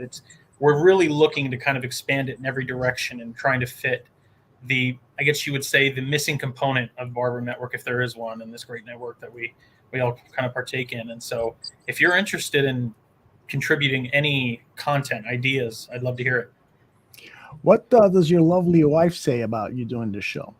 She's excited, but she's also smacking me over the head for how much time I'm spending on exactly. That's what I was worried about. Killing me with, damn, why don't you just do 15 Borum clips, not 44? And I know the feeling. I'm trying to be thorough because I don't want to. I really, and I know you know this, Aldo, but for the audience, I'm really not interested in selling narratives of cutting up 15 plays and showing you why Borum is the best all-star tackle in the world. Mm-hmm. In that 44, there's plenty of lowlights that we're going to talk about and express why it's more complicated than just saying this guy's a starting tackle or he's a complete bum. And it's detail in everything I do, and that's kind of where we're heading now. Steven has the most important question: is there going to be a Jordan's sex life section like we have with Dan here? I don't think that the wife would appreciate that, but I don't know. Maybe you guys will. Don't cut any tape. That's right. We want you to stay married. Yes, sir. Yes, yeah, sir. you want tape of that? That'll be the Patreon section of all of our sex lives cut into a video. That's awesome. Who's going to edit that? Well, this is great fun. Go ahead. Can I? See, it's interesting that you chose Larry Borum, who I consider to be the best offensive lineman on this roster currently. Wow. Can you tell us why you chose Larry Borum as your first subject? I did because I felt, and to be very clear, and this is going to shock a few people, I actually was more happy about the Tevin Jenkins pick than I was the Justin Fields pick last year. If I had it my way, and listen, it all worked out. I'm happy now. I wasn't particularly a fan of the idea of taking a quarterback last year because I thought that would have reset a new lease on life for Ryan Pace and Matt Nagy. And it's a good point. I'm glad that it didn't end up that way, but I would have such a great quarterback draft, though. Yeah, no, I know. You know? And listen, okay. I'm glad it worked out the way it did. I assumed that, hey, Ryan Pace, here's your new quarterback. You've got another 3.5 years, and that would have really scared the hell out of me. But I think there's a situation here that's the only reason why I preferred Tevin Jenkins. I wasn't sure that quarterback was the right way. Now that I see it, with hindsight of, okay, those two guys are gone, I'm very happy to have Justin Fields. But the reason I went with Borum over Tevin Jenkins, a guy that I love, is Tevin Jenkins had a limited amount of film. I think a lot of people are ready to judge Tevin Jenkins and don't realize that the guy didn't have a training camp. And when he did come into play, they're not doing padded practices. He had an interview where he was talking about the weightlifting he was doing to build his strength. And he was saying he was doing J squats, which we're not talking a bar on the back doing work. So I didn't feel like you could get a complete grade from him. And not that any player's grade is complete after 1 year, but Borum had a significant amount of snaps. And the bigger part to me, and this is really what drove it, Tooch, is the idea that Borum was able to show reps against some of the best rushers in the league. And that's what I'm really getting into is it's 44 cut-ups of him versus Nick Bosa, him versus TJ Watt, and then him versus Carlos Dunlap and Rasheem Green and all the players there in Seattle. And he held his own. Yeah. And I mean, like I said, I hope you'll tune in because you'll see there's some real ugly reps in there, but it was like nothing. Any rookie. Yeah, there was nothing that scared me. Like this guy can't play. Right. I think that a thing that we all need to remember is everybody had a little bit of stink of shit on them working in that Matt Nagy offense, and it was Tevin Jenkins. It was Justin Fields. It was Larry Borum. Like Larry Borum's a guy that gave up 0 pressures in his last year of school in the SEC, going up against Will Anderson, going up against B.J. Ojulari, going up against the who's Jabari Zuniga, guys like that, and held his own in the SEC and had plenty of good reps against some of the best rushers. But, oh, man, he had a few plays where he gave up sacks. Yeah, they're ugly. But let's not forget the fact that everybody had some stink working in that system. And it's down to everybody. I mean, Darnell Mooney's probably the biggest success story that we've ever seen. And it begs the question of what would that guy look like if he had a competent guy playing beside him? And I say that because as much as we love Allen Robinson, he checked out last year, I don't know, 1 or 2 games in, if that. And he wasn't the only one. Yeah, it really became the Darnell Mooney or Cole Kmet show. And I guess, sadly, it's a great thing, but sadly, David Montgomery had one of the more sure sets of hands in the entire offense. So I tend to look at any of these players and think, if you're ready to finalize the grade on them, give it a little more time. That's Cole Kmet, that's Justin Fields, it's Mooney, it's everybody. And Borom, I think, to just kind of close it up here, too, the real reason is I think that he plays a more critical role than people want to realize. And as much as the hype on the Braxton Jones train is full speed ahead, on a personal level, I feel much more comfortable with the idea of Larry Borom, an SEC tackle who has a year of NFL experience, than rushing to say, let's put Southern Utah offensive lineman Braxton Jones. This is nothing against Braxton Jones, but like if I could leave one thing with the audience who I know that there's hype behind Braxton Jones. Sure. Braxton Jones to me is Bruce Campbell. And I don't know if anybody remembers Bruce Campbell, but he was this tackle out of Maryland who the measurements are almost identical, and they were athletic freaks. And unfortunately, Bruce Campbell bounced around the league for a long time because of that athletic skill set. And it never really crystallized into anything beyond an athletic talent that teams were interested to see if they could transform him into the guy. And I'm not saying that's going to happen to Braxton Jones, but I know I certainly have a more clear picture of what we have in Larry Borom than rolling out this left tackle to protect Justin Fields' blind side. That's a rookie that played at a lower level of school. I can't see it with Jones starting. I mean, he seems like a smart dude. To me, he's a little undersized, decent technique and quick feet. But Borom, man, like you said, I think Borom will be the left tackle. That's just me. Your predictions on where you see Borom lining up? I would personally prefer Borom at left tackle. And I know that's somewhat controversial. I don't. Not for to the me. record, for the record, I know that like Neil Stopchinski and Danny Shimon are not Jenkins supporters. I think Jenkins could play left tackle if you wanted him to. I know Greg Gabriel holds that same belief. I just think that when I looked at their games, and this is a little insight to kind of how I evaluate film and what I think of these guys, this is a negative connotation, and it shouldn't be. But Larry Borom, to me, was the new age Charles Leno, in the sense of, and I know that that's a nasty name to a lot of Bears fans, but part of what you need to realize is that building offensive lines in the NFL, it is too expensive to have all-stars at every position. It just is. You can look at the Baltimore Ravens and the Colts, and really the most recent one was the Dallas Cowboys when they had Travis Frederick and Zach Martin and La'el Collins and Tyron Smith. And it becomes too expensive to fund a top 5 offensive line with the best names in the league. And sometimes it's okay to just have a guy that I call him like a set and forget. Sure, he's not going to blow anybody's hair back. Maybe he lets up a sack a game, maybe once every 2 games. But for the most part, he's handling his own. Mm-hmm. And my thing, and you'll hear a lot of people say Borom can play guard. My issue with Borom is he doesn't displace people in the run game. As big of a body as he is, for whatever reason, he doesn't just maul people. But what he is exceptional at is with that big frame, he has exceptionally quick feet and mirrors really, really well. Walls off the defender. Correct. And I mean, getting a little bit into my tape here, but like rule of 3, and it's got a, I guess this is the Dan and Aldo Soul show. I can be a little explicit. It's the 3 dicks rule. And what I call that by is you have the defensive lineman's dick, you have your dick, and then you have the quarterback's dick. And the idea is we're kind of keeping them in an orbit.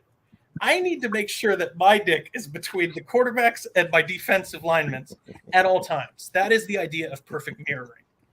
And Borom does an exceptional job at that for the most part. His issue really was like leaning and putting his hands too far out and getting him swiped away. And so that's the guy you want on your left tackle, pass protector extraordinaire, maybe not the greatest run blocker, to cover Justin Fields' blindside. Where Tevin Jenkins is best at right tackle. He can play guard too, but I see him as a right tackle because his big thing is he displaces people in the run game with a nasty demeanor. And when you think about pass pro, it's not all that bad. He's incredibly technical too. He has a snatch technique. He's knocking guys' hands down. He's using what is Mitchell Schwartz calls it the Hamilton. I call it the fork technique. But the idea is you get these defensive linemen that they stick their hand out and they're trying to long arm you. And the way to disarm that is to just push the arm up. And then you refit into their chest. And so the idea there is Tevin Jenkins has got all that technicality with the pass pro. And then you add in the fact that he's himself called himself a nasty motherfucker. So he's the guy that's just bullying people in the run game, pushing people down the line, fitting up on the second level in run blocks. I'll have that guy as my right tackle. And then if I want to pair him with like a Zach Thomas, who's a guy that I think his pass blocking was horrendous, but as a run blocker, he moved people too. I'm telling David Montgomery and Khalil Juice Herbert, hey, we're running right, wide zone. Pick a lane, stick it, and go. Hey, guys, I want to get these questions in before it's too late. We'll start with PJ. He says, how do you feel about Jenkins and his best position? I'd like him at right tackle, as I said. I think that's really where he'd be best at home. Yeah. He does get a push in the run game. Yeah. I got a feeling we're going to see him at that right guard position. Any thoughts on why he's been playing with the second team? Are you concerned about his conditioning? Because he brought it up apparently at Olin's podcast about conditioning issues. You know, it's funny, and Nomad's probably here in the chat. Nomad has talked about the conditioning. I'm not even here to say that that's not true. He was talking about drinking beer and trying to get his body right, and that's probably all very true. And for anybody that's really worried about a guy playing the second team, please, I would implore you, inform me of a guy that's lost their job in a serious manner before the pads were ever on. I think this is a situation where when you actually think about, if we're just being serious, what would you lose your job for in non-padded practices? You're either showing up late, you're not working out, your body's not right. Greg Gabriel's talked about the fact that your body, your BMI and your body fat needs to be at a certain percentage. You're not picking up the plays. I mean, I'm not telling you that these aren't issues to be concerned about. But, I mean, I'll draw a little comparison and draw a little string between them. A certain archetype of players is wide receivers that in training camp, the big-bodied athletic freaks, the DK Metcalfs, Denzel Mims, Cortland Suttons, they always look fantastic in training camp because they're just bodying and beating people up that don't, when all of a sudden, when its pads come on, all of a sudden I can hit you, I can separate the ball, some of that goes away.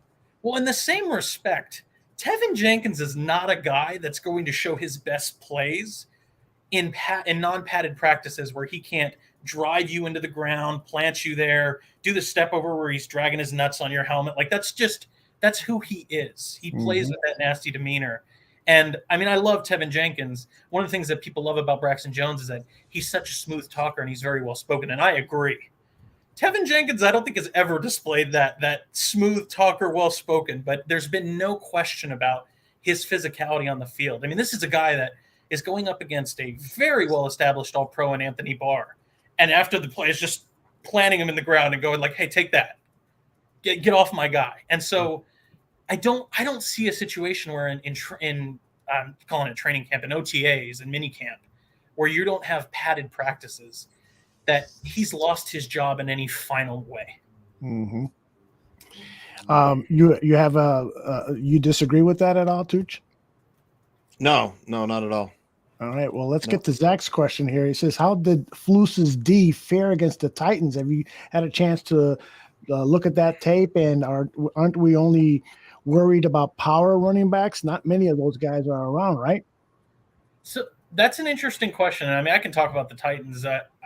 And Zach, I mean, I'll take your question as the Titans. The one that you often hear is the Jaguars game. The Jaguars was the last game. That's the one where the Colts had to win to get in that game and go to the playoffs.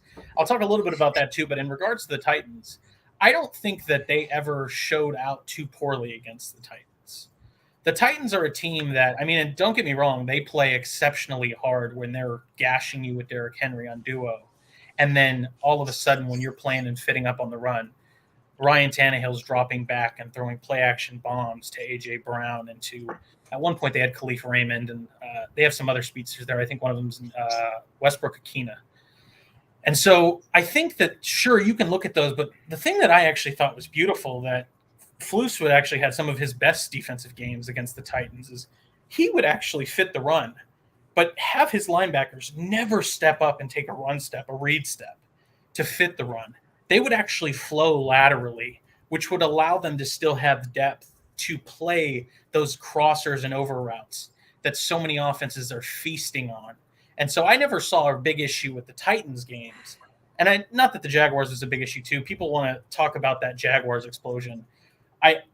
In boxing, there's a term I like to use, which is like the idea that you're catching somebody on the half count. So it's like 1, 2, they're throwing a jab, and it's like 1, 2, and then you're hitting them. That was the entire game of the Colts versus the Jaguars. Trevor Lawrence just had his best game.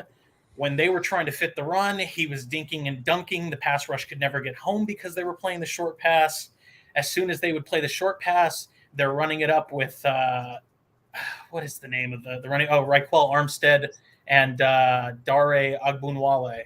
And so it was just a game where the Colts could never get right defensively. And then as soon as the offense would come out with Carson Wentz, they're turning over the ball on downs. Carson Wentz is losing a fumble. He's throwing an interception. So the defense was oftentimes put in a bad spot. And then you lost Rock Ya-Sin, your perimeter corner. And Kenny Moore was compromised the entire game, the best slot corner in the league. So I tend to think that a lot of fans think that, man, why did we hire the coach that couldn't even put up a strong defense to get his team into the playoffs? And I think that context is really important in that matter. Great stuff. Leo is concerned about the offensive line. He's wondering if would we be surprised if the O-line looks below average the first few weeks? It's a good question. I don't think that would be surprising at all. And mind you, maybe I'm just the eternal optimist. I tend to think that the Bears can really surprise the 49ers in that opening week. Eberflus tends to play Kyle Shanahan exceptionally well, and then there's really nobody knows what Luke Getsy's offense is going to look like, and you're certainly not going to see what that looks like in the preseason. It's going to be all vanilla. But I tend to agree in the sense that, look, offensive lines need to gel. And at a bare minimum, you absolutely are going to have new bodies in there that weren't there last year, and the majority of them. You got Lucas Patrick at center, whoever's going to be your right guard. Maybe it's Braxton Jones. Maybe it's Larry Borum at left tackle. Maybe it's Tevin Jenkins. Hopefully he's healthy enough and he's not in second string. We don't know if they're picking up a veteran player to play guard. Cody Whitehair had an exceptionally bad year last year. Does he bounce back? And so it's certainly going to take some time to gel. But I tend to think that you can overcome some of that by simplifying the game plan, which is, hey, can we find a way to be successful running the ball?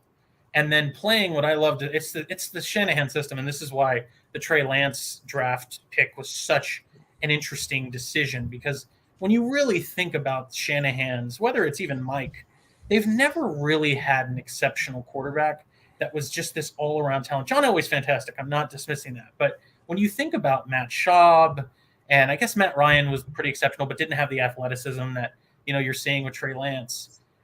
They've had to play what I call is like Jimmy G ball, and Carson Wentz has this exact same trait, which is, for whatever reason, they tend to throw the ball into the defense's hands or give it up at the most inopportune times.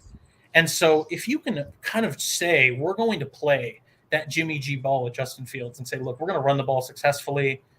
We need you to make like 3 or 4 plays, Justin, show that accuracy, make the right decision.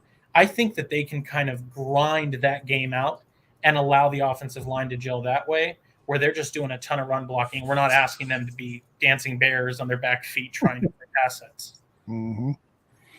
Yeah, it's funny, we've been talking about Lovie Smith and how he would divide a season into quarters and talk to his players about quarters. Well, now, given that we have 17 games, I like to do it into thirds.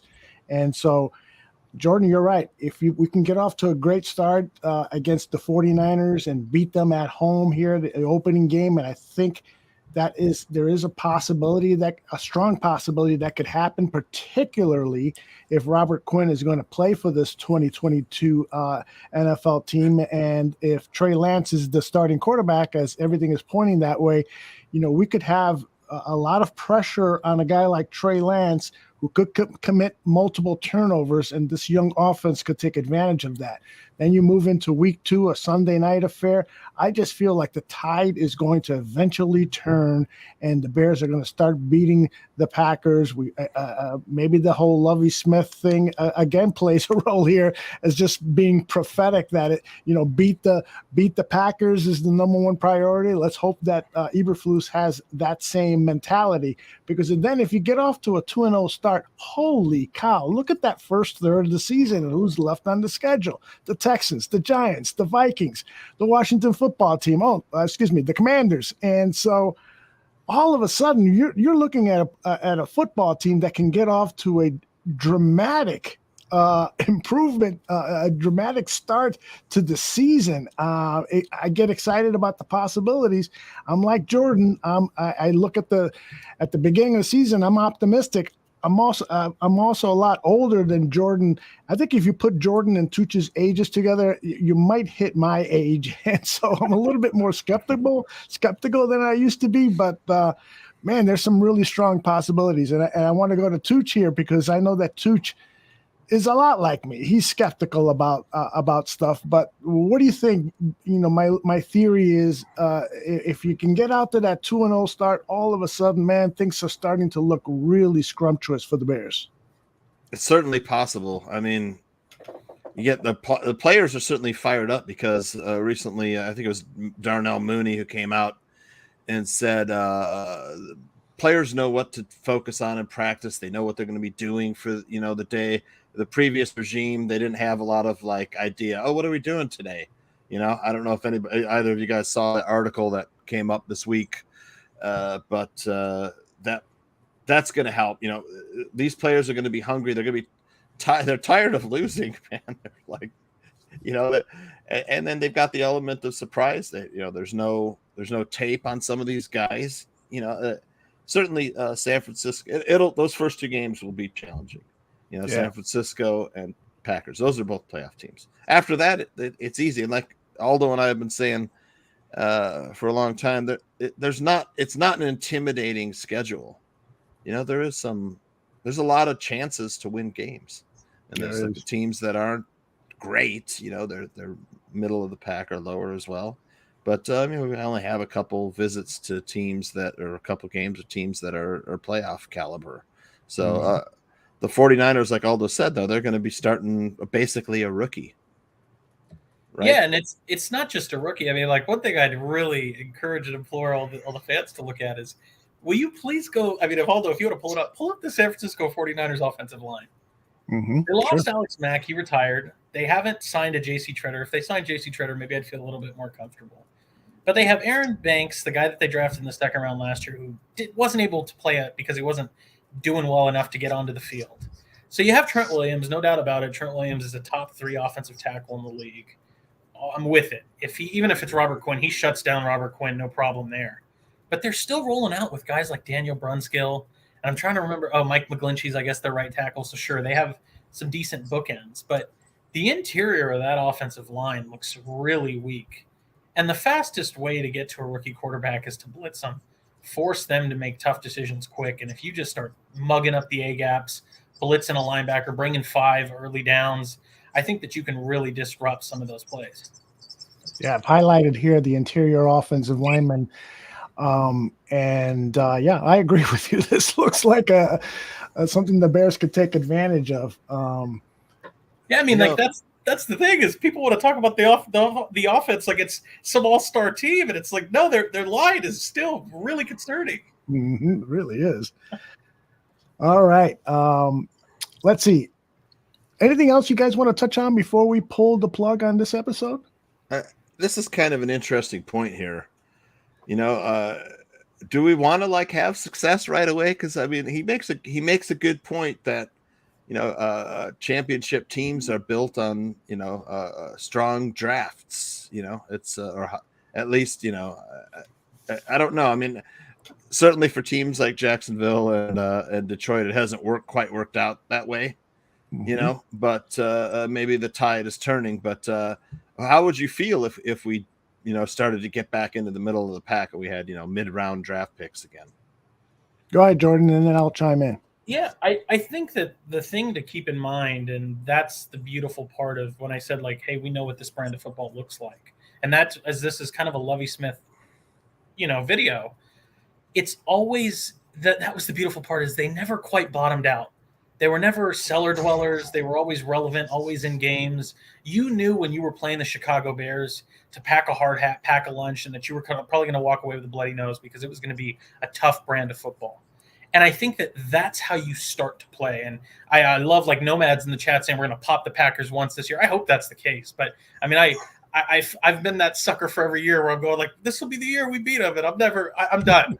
I'll believe that we beat the Packers when we beat the Packers. And I mean, sure, that the early part of the schedule is really easy. We could end up 6-0, but I think you're going to find some that are dropped somewhere, somehow, and that looks like a likely one. But I will admit that if you're going to play the Packers early is the right way to do it. Their receiving core is a real mess at the moment. So I see where we can poke holes in this. But as far as early success, I don't see a problem with it. I think that, as a matter of fact, that's really kind of the jolt of energy that you want to see and move forward. Because I think that that's what builds the confidence of a Cole Kmet, a Justin Fields, a Darnell Mooney, a Velus Jones, these guys. And then the defense starts getting swagger too, where they start generating some takeaways, swiping at balls. And all of a sudden, every game they're going in going, don't worry, Justin, we're going to find a way to get you the ball. And if the offense starts capitalizing too, that's the Lovie Smith model. Can we just play complementary football? Can the defense get the ball over to Rex? Can Rex give it off to Thomas Jones or hit Bernard Berrien? Can we get an explosive play from Velus Jones on a return? Or in this case, it was a Devin Hester back in the day. Can we find a way to create strategic advantages to pull out these games? And if not, just know it's going to be a tough, brutal game that you're going to have to play. Yeah, and my thoughts on it, you don't excuse me here. Let me do this. You should not think that way, in my opinion. You go out to win every game. You have to try to win every game. Don't worry about what order of the draft you're going to be in, because there are draft finds up and down the draft. Almost every round, there are certainly quality players to look at and that can help you win football games. Now, I understand the thinking. You'd like to have a draft where you're picking the first two, the first player in the draft, the second player in the draft. But there are a lot of winning teams that don't think that way or don't rely on that. Look at the 2018 draft, which I've got up on the screen now. Baker Mayfield, Saquon Barkley, Sam Darnold were your first three picks. Do you really want any of those guys with the Chicago Bears right now? I don't think so. Let's look after the Bears picked Roquan Smith. There's some quality players here. Mike McGlinchey, Minkah Fitzpatrick, now with the Steelers, Vita Vea, Derwin James. Quality mid draft pick. So if the Bears are 8-9 or 9-8 this season, these are the types of players that might be available in the 2023 draft. And then let's go over to round 2. Look at Darius Leonard there at the number 36 overall pick. So I wouldn't worry so much about saying, oh, we need to tank or we need to lose games to get high draft picks. What you need is an outstanding scouting department.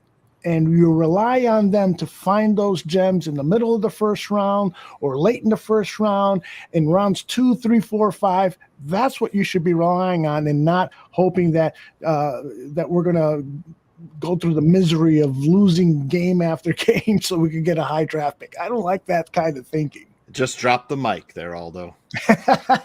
I want to go back to right guard. Talk of Aldo's right. It's not going to be Dakota Dozier. So he was placed on IR just recently, a couple days ago. But a lot of people say Sam Mustipher. What are your thoughts, Jordan? It's funny. People hate Sam Mustipher. I'm not like part of the Olin Kreutz trade where I think Sam Mustipher is the next, Ryan Kelly or any player like that. I think, though, that he's an incredibly heady player, that his biggest issue is he gets overpowered at the point of attack. Mm-hmm. And he was playing in a gap scheme at the pivot where he has to snap, and all of a sudden he's playing against shade noses and one techs, and all of a sudden he's got big bodies pushing him back. Kenny Clark made him his bitch that day, I have to be honest. And it's just it's one of those things where if you can tell him, hey, be a guard and you're going to get help from a tackle on a duo play or a center, we can kind of fit you in. But to be very clear, I think the reason he's there, the reason he got that 1-year tender is because interior offensive linemen that can play multiple positions are valuable. And so, God forbid, if Lucas Patrick went down, we can rely on Mustapher to take some snaps. Mm-hmm. If he needed to slide over to Cody Whitehair's spot, he can do that.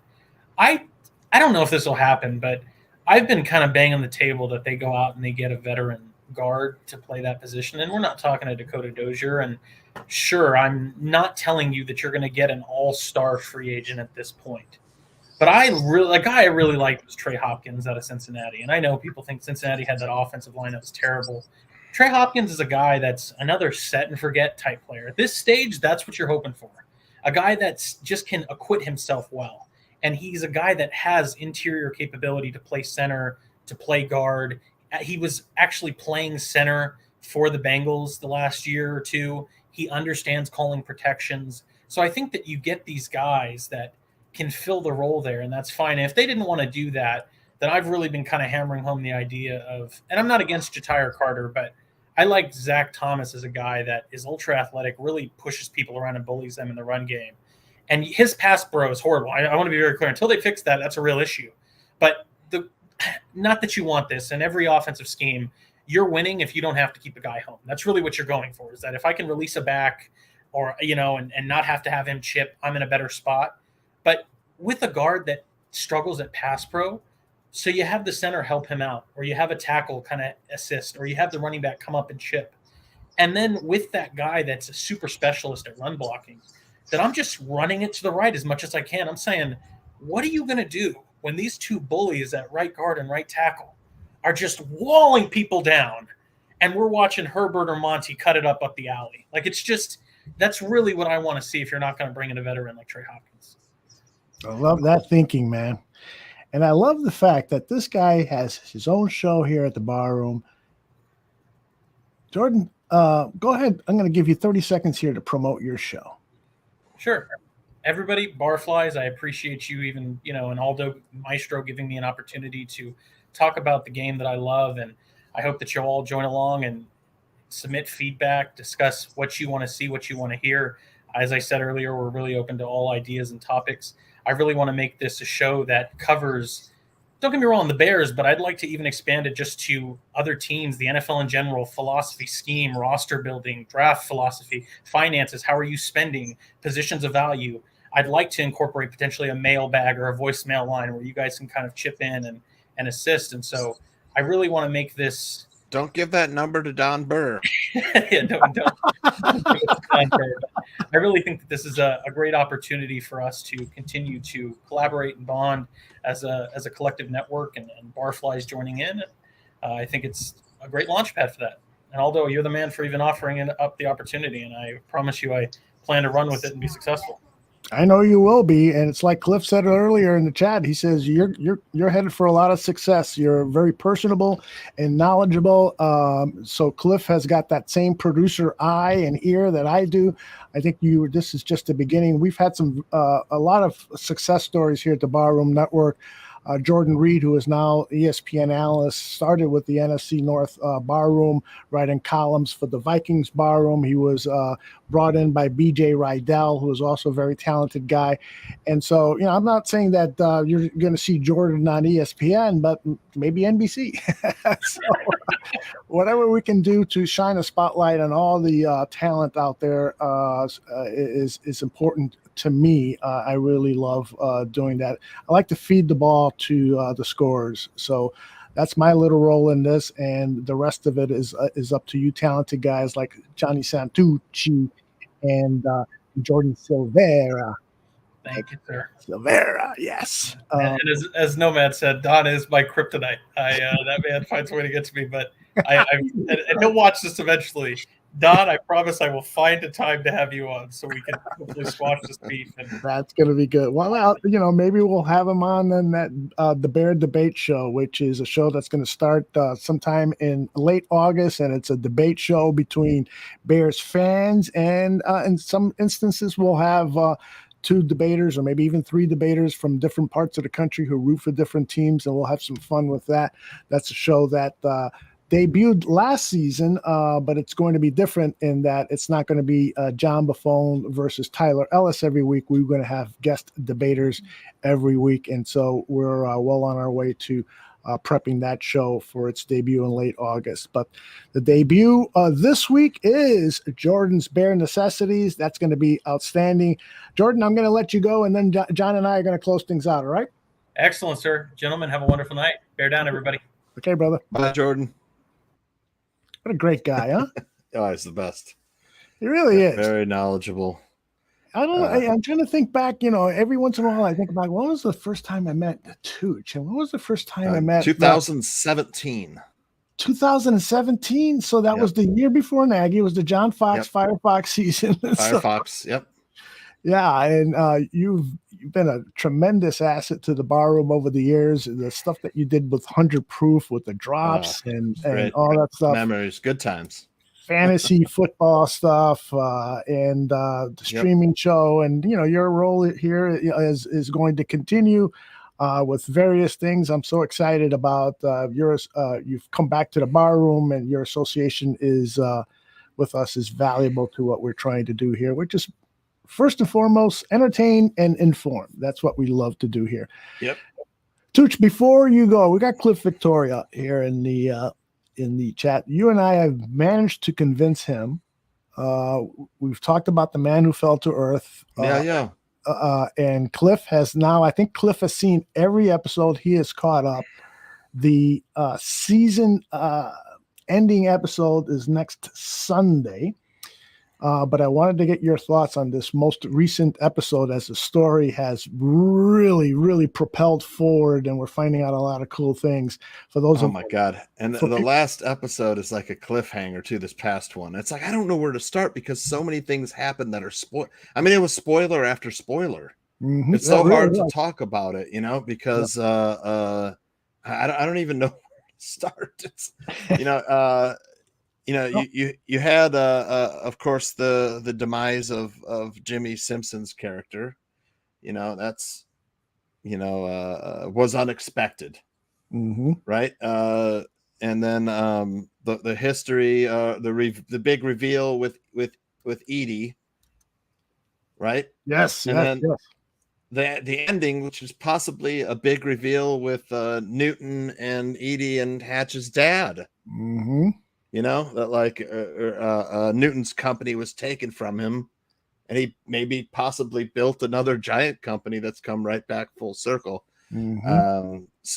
God, I had to watch this episode twice, to be honest, because a lot of it went over my head. Watching it a time because there were some things that I went, I got to go back, so I'm going to watch it a second time. But it is that kind of science fiction show. It is not, and I'm not dissing any of the Marvel fans and stuff. We've got a show that's almost strictly dedicated to that. But this is a little bit more of a thinking show. It really challenges the mind, and I really appreciate that kind of science fiction, just like I do a good Marvel movie from time to time.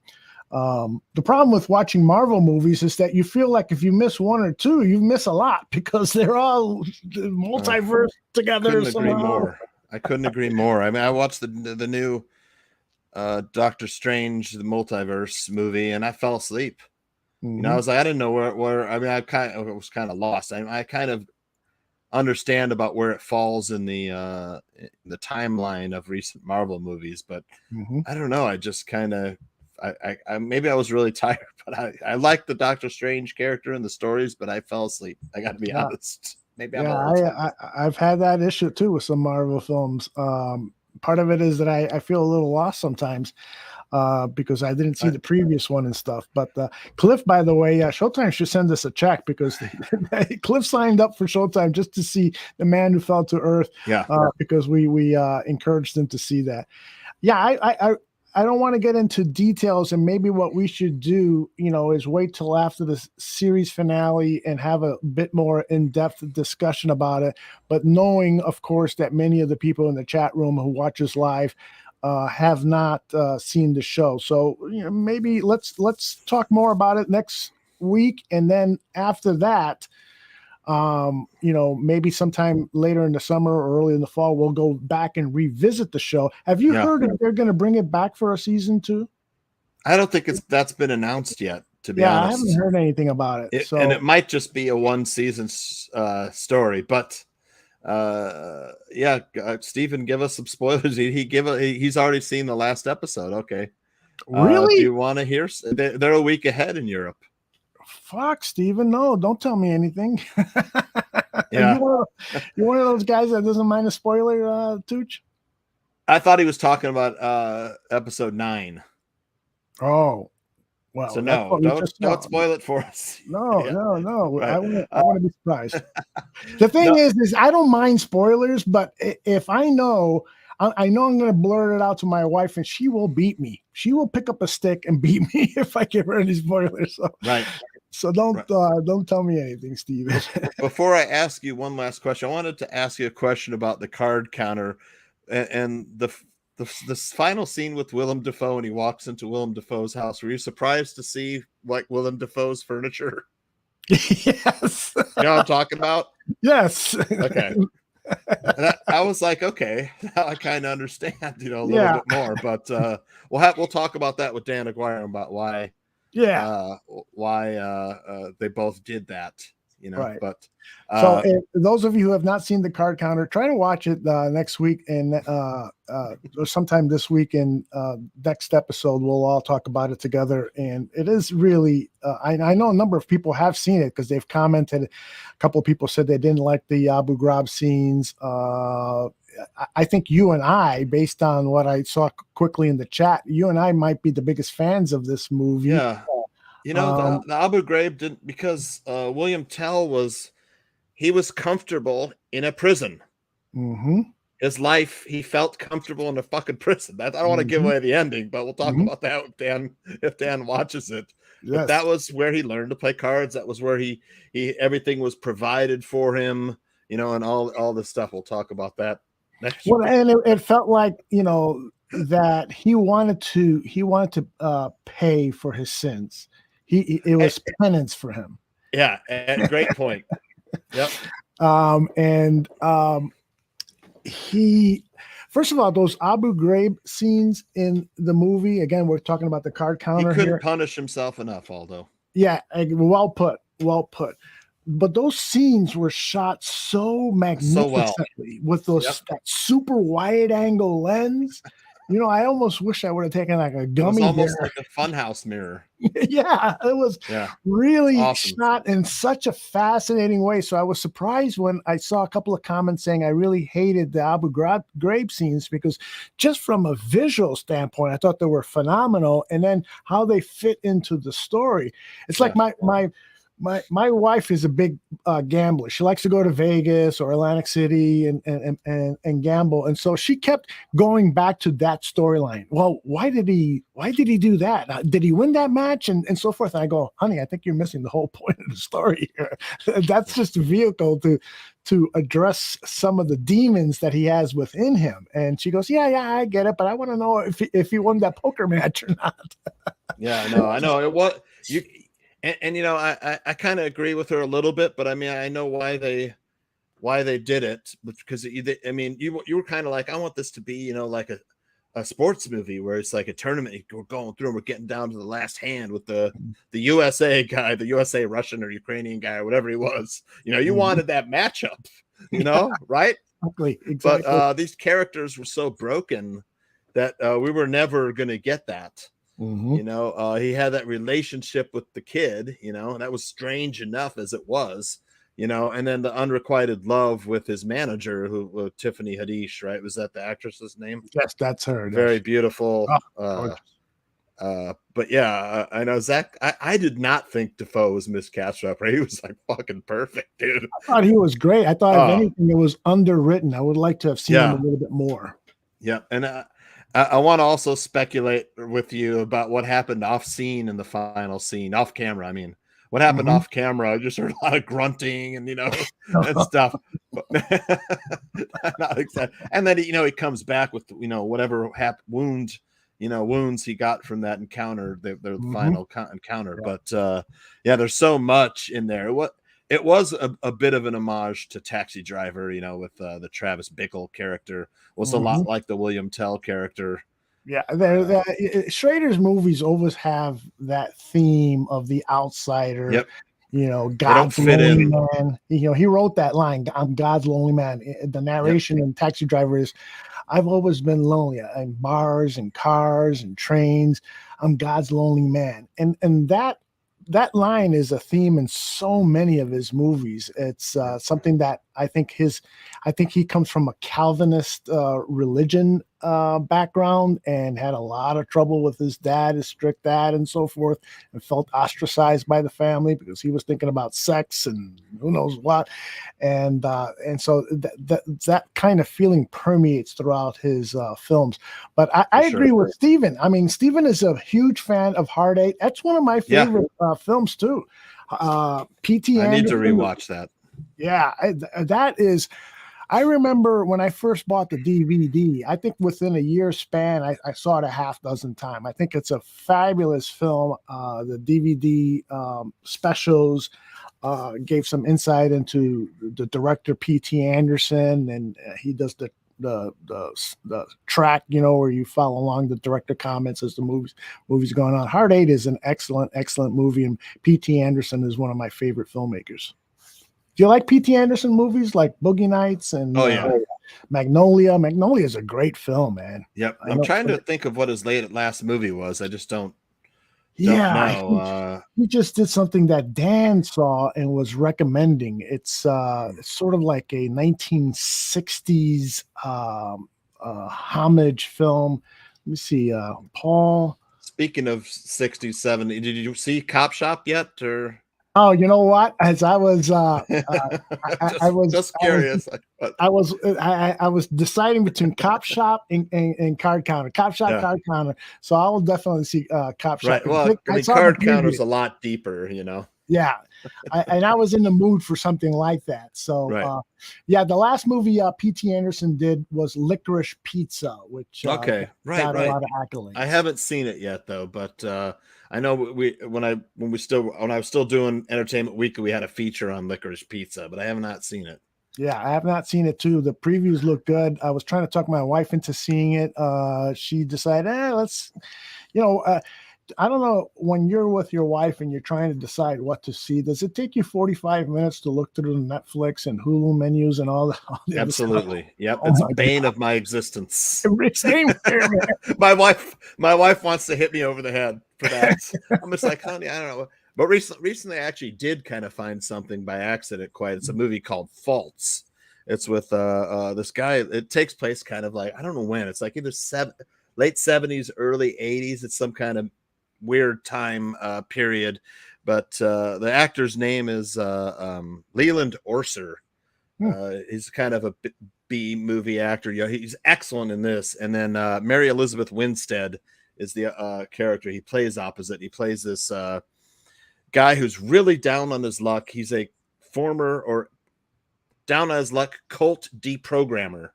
He gets people and who've been brought into a cult, and their families can't get them out of this cult, whether it's like a religious cult or sex cult or whatever. And he's really down on his luck at the start of the movie. He's a very odd character. He has zero money. He's giving lectures, on cult deprogramming in 2-star hotels and stuff. And an older couple comes to one of his shows. Ironically, he gets beat up by a person in the audience at the show that they were at, and they want to hire him to deprogram their daughter, Mary Elizabeth Winstead. It's a lot of dialogue, and it's really weird, and it's got some kind of supernatural element to it, that mysterious supernatural element that reveals itself. But I don't want to give away anymore. It's called Faults. I just found the trailer and just listening to the opening sounds of the trailer. Yeah, that sounds spooky. Yeah, it's a great performance by him, and it's very strange. It's kind of. I'm sorry, who is that? That guy's name is Leland Orser. Okay. He was in Alien, one of the Alien movies. Oh, he's familiar looking. Yeah, I've seen him in a lot of movies. They've made him look 70s in this kind of. He's a little. That's him getting beat up at a show. I love it. I love it already. It's great. It's funny, but it's got a little seriousness to it. This movie had escaped me. I'd never heard of it before, but my wife and I enjoyed it watching it. The ending is it has a twist that you probably might not see coming. So. Oh, well, I will definitely look for that one. And Cop Shop is also on the list. You haven't seen Coda yet, right? Coda I have not seen. Oh my and gosh. that's You and your wife need wants to see. So, it is so good. Although I cried. Because it's one of those life affirming, family friend, family centric, this offbeat family. They're so non-traditional family of, 3 deaf people and 1 who can hear. They're Gloucester fishermen. it's excellent, man. It'll make you cry. It'll make you laugh. Yeah, won the Academy Award as Best Picture. Yeah, definitely. Definitely will see that. But might see that on San Diego. I'll purchase it and watch it on the plane or something like that. The guy who plays the dad is fucking hilarious, man. He's an excellent. I know he was nominated too. I don't know his name, but he was excellent. It's like he was so funny. He was like. When he was talking, he would, he would talk about, sex or whatever. And he'd give these, like, you watch the hand signals for his talking about sex. And they were hilarious hand signs or sign language for the sexual activity and stuff, He was nominated for supporting actor? I think he was nominated for best supporting actor for it. Troy something is his name. I don't know. Let's see. I'm pulling up the list right now. Troy Better. Yeah, Troy Kotsur. Troy Kotsur, yeah. Yeah, I love really I love movies like that. Stephen Me is saying, I guarantee you'll love The Way Back 2022. Check out the trailer. All right, let's call up the trailer. I haven't heard of this movie, but I've heard of it, but I don't remember what it. That's we are like Ben Affleck is a coach. Is that? Oh, I don't know. Is he a basketball coach? I think. Is it Ben Affleck? It is Ben Affleck. You're right. Here, without sound, we'll see some of the imagery from The Way Back with Ben Affleck. I've heard some good things about this movie. I'm a Ben Affleck fan. I think Oh, absolutely. He's gotten a bad rap for some poor movie choices at a certain point in his career, and from being in the gossip column so much. But sure, you look at his overall work. This guy is a super talented filmmaker. Very solid. The Town he directed and starred in. He did the one movie about the escape from the hostages in Iran. I forgot what the title of that film was, but excellent directed film, and he's made love with some of the most beautiful women in Hollywood. So I wouldn't mind being Ben Affleck for a couple of days. Yeah. This looks good. I will definitely check this out, Steve. I love sports movies, Yeah. You know what? We need more good sports movies. And Steve says this is the best sports flick he's seen in a while. Gone Girl and Argo. Yeah, another 2 more. Argo was the one. Argo was the one about the hostages. Yes. The Israel Olympics, right? I think. No, it was the Khomeini. The Shah. Were the Olympics in Israel though that year? Or no, you're conflating that. Or Argo is the story of when Jimmy Carter was president. The Ayatollah Khomeini took American hostages, and a number of them were a number of Americans were held in the Canadian embassy, and they helped these people escape. I'm telling the story terribly because I'm tired right now, but it's definitely a good movie if you have not seen it. Argo. I know some of my political friends hate it because it politically wasn't always correct, but it's a movie. Come on, just have some fun with it. It doesn't have to be political. Winning Time was great, and it wasn't correct. Historically correct. It was still awesome. I know Dan didn't feel exactly that way, but I wanted before. Gone Girl, have you seen Gone Girl, Tooch? Yeah, the Gone Girl's excellent. That's excellent. Yep. It's really, really good. Great acting. Before we go, you had something more to add? Yeah, I wanted to mention the passing of John Moon Mullen and how I thought he was one of the best Bears beat writers. Really solid. I read him for years. Growing up and stuff. I mean, he'd been around a long time. Mumo just always seemed like a great guy. Very calm when he delivered his reports on the score. And never seemed to get rattled. Asked good questions in press conferences and wrote good articles on the newspaper. Yeah, I'm glad you brought him up because John Moon Mullen was one of those real sports journalists. Absolutely, old school. Yeah, old school. And he worked the beat. He established friendships with second and third string players. And that's where he would get some of his information for his stories. And then some of those second and third string players ended up playing starter roles. And so he had buddies now that were starters. And he was just a good old-fashioned reporter. I met him once at Bourbonnais. He was up there sitting with us fans at the top of the stands, and I think Tucci, you were out there that day when he was sitting next to us, and I just saw him talking with fans. He wasn't over there with the other reporters; he was talking to fans, but always had his eyes on the field, and he's just one of those great multitaskers. Some people have written some nice columns about him. Melissa Isaacson wrote a really good one at the Daily Herald. They used to get together for breakfast often, and she just talked about her love for her good friend Moon Mullen. So he will be missed in the Chicago sports world. We've lost some really good people over the last few years. Definitely a loss to the Bears reporting scene. I wanted to make sure I mentioned him before we got off the air. Thank you. Just that kind of, I didn't want that to go slip through the news because it was important, at least to me and to you. I know that you and I are fond of the old school reporters and stuff. We like to make fun of the new school guys, like especially Dan Wiederer and some of the newer guys and stuff. Rich, what's the other guy's name? Rich. Rich. Are you talking about Rich Morrissey? No, you can't. No. He's an old time. Dan Wiederer, and what's the other guy's name? The kind of the younger guy.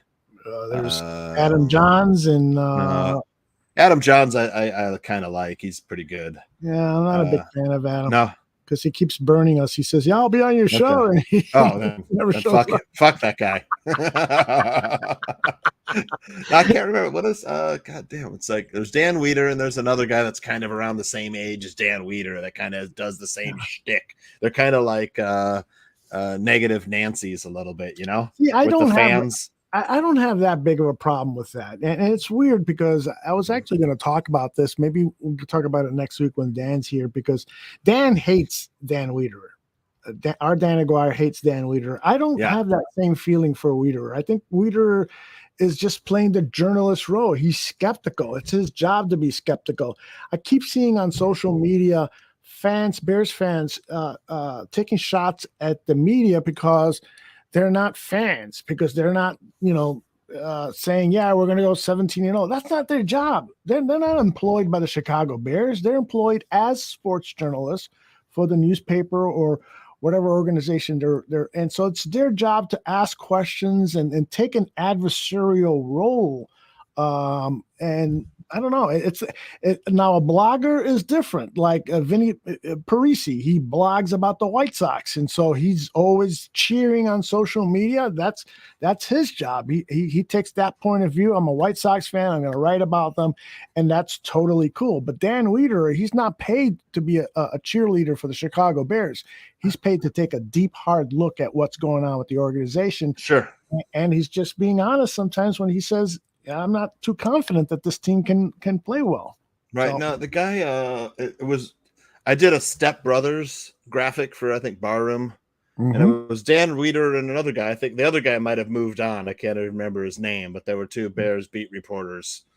were you thinking of Jordan listed a bunch of names? Were you thinking about? I don't think it was. I could say it maybe Finley, but I think it was another guy. I want to say his first name was Rich, but I don't remember. Because Draft Dr. Phil had me do a Step Brothers graphic for one of your 100 Proof shows, or something. Might have been draft day or something that one week. I can't remember. But that's funny. Anyway, I put their heads on Step Brothers, the John C. Reilly and Will Ferrell, but it was, the guys that you and Dan Aguire don't really like. Well, let's make sure we talk about that. Hopefully I can make it for next week's show. The reason I'm a little skeptical is I've got a 7 a.m. flight the next morning on Wednesday when our vacation starts. And so that means having to wake up at about 4 a.m., 5 a.m. and blah, blah, blah. But we'll see if I can make it. But definitely we will have shows while I am away. The Tooch and Dan are going to be here for your entertainment and information. So I'm really indebted to Tooch for taking over the seat for the next 2 or 3 weeks or so. And anything you want to plug before we get out of here, amigo? I'm still taking a break from sports wagering because baseball is it's just too hard. Baseball. Fuck betting. Yeah, it's too hard. I mean, you could cap a game and and the team will give it up in the 9th inning, on some blown call or just wild pitch. It's just too much. I can't wait for football and college basketball. When I can get back into the thick of it, where those games are a lot easier for me to handicap. Exactly. I've just college football, college basketball, and NFL. And recently I've been playing. I'll just do like one play a day if I'm going to, or if I'm going to play at all, just one play. Like tonight I played the Cubs pitcher to go over 4.5 strikeouts. That was easy money. It was either 3.5 or 4.5 strikeouts. I played the same thing last night where I did Lucas Giolito to give up over 5.5 hits. That cashed in like the 3rd inning. I was going to say. I know Lucas has been struggling. So that was easy money too. that was 2 nights in a row where I, easy money on the baseball props. I don't have to do much. I'll do like 2 guys to get a hit in a game in 2 different games or 1 game or whatever. That seems to be the easier way to beat baseball for me. But I'm not playing a lot right now because I'm getting ready for football, NFL. And when I get that, Anthony and I call it a free square, free square when you get a bet like that. Like, I love it. Like we call it a free square. We got a free square tonight. What's the free square? You can put down and feel pretty confident, go to bed, wake up and your bet cashed, like tonight, the Keegan Thompson bet cashed, I think in the 5th inning. I think he had 5 strikeouts at that point. And I love it. I love it. And that Lucas Giolito money was easy. Yeah, follow John Santucci at John Santucci VIP. I'm going to spell that out for our audio podcasters. John, that's easy. SANTUCCI and then VIP. That's all one long word, and that will get you to his Twitter account. He is a definite follow. Follow him on Twitter. Follow us at Barroom Network, and follow Jordan T. Silvera. Jordan is at Jordan T, and then I'll spell his last name Silveira. Make sure you follow him and join us on Thursday night for the debut of his show. We got a full slate of shows tomorrow. Bar Down Hockey Talk. We're going to talk about the Stanley Cup Finals. Did you win any money on the Stanley Cup Finals with the Colorado Avalanche? I didn't play the side or totals. I was just playing like shots on goal. That's how I'm getting through those games. Cale Makar shots on goal, or Landeskog, or any of their Nathan McKinnon, any of those stars, just to get over 2.5 or 3.5 shots on goal, and those were pretty easy. Or goalie saves, over and under. I made a couple money on the Avalanche goalie saves, just because the Avalanche defense was keeping the Lightning from even getting a lot of shots. I think through a couple of games he was averaging 16 shots a game. Scully saves 16 saves, so they weren't shooting a lot on goal the first few games of the series. So making money just on prop bets and just one, because Anthony, I would say the best way is to just straight wager. If you pick one game, put 10, 20, $50 on it, and one bet. That's it. It's hard. A lot of people, it's hard for them. You see a great bet, you're like, I gotta play this one. You know, you don't have to because there's always tomorrow. Yeah, that's words that Mike North uses a lot. You know, don't over bet. You know, take it easy. Work your way into it. So tomorrow is Bar Down Hockey. The guys will look back at the Stanley Cup playoffs and also talk about the new head coach of the Chicago Blackhawks. So that starts live here at 2 p.m. You can always find it on demand afterwards. And then at 7 p.m. is the Mac and Reed Show. Two great Chicago sports guys, and they love to talk about hip hop music and other cultural things. So they'll talk about the sports. I'm sure they're going to go over the NBA Finals, and actually the NBA Finals was 2 weeks ago. So I'm not sure what they're going to talk about, but whatever it is, it's going to be very entertaining. And then to close our day off tomorrow, science fiction. The guys will be talking, I'm sure, Marvel movies because they love their Marvel movies. Yeah, and Cliff and I have been trying to get them to watch The Man Who Fell to Earth, so maybe they've seen those episodes and they can talk about it. Because did they talk Obi-Wan Kenobi?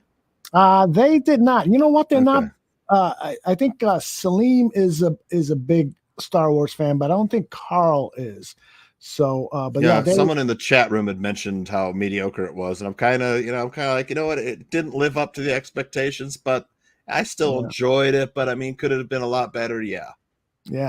It's you know, Ewan McGregor.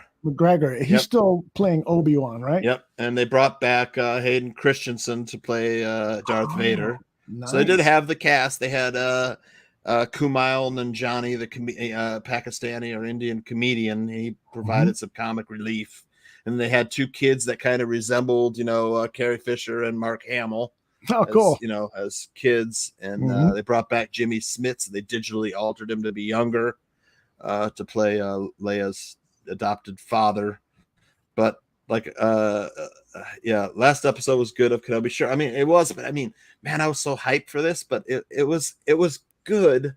But I mean, man, if maybe we're just comparing it to Boba Fett and The Mandalorian because those are really good series. But I can understand why they would say it was mediocre. Yeah.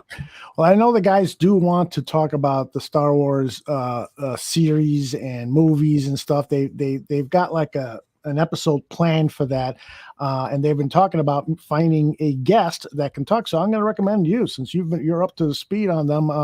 Be great if you came in and gave them some pointers as to what to watch, what to stay away from, and blah blah blah. Yeah, I'd love to. So that's our slate for tomorrow. And again, you can find all these shows on demand here on our YouTube channel or on audio podcasts. You can find us everywhere, iTunes, you name it. Just search for Barroom Network. For John Santucci, Dan Aguire, I'm Aldo Gandia, and for Jordan Silvera, make sure you check out his show Thursday night at 10 p.m. Central, the brand new Bare Necessities. It's going to be out. It's going to be good. Yeah. Ending, man. And so that's what we got going. We got a lot of other stuff going too, but I'd spend another half hour telling you what we're doing. Right. So take care, man. Later. Thank you, Cliff. Thank you, everyone, for tuning in live. Goodbye. Everybody. Later, barflies.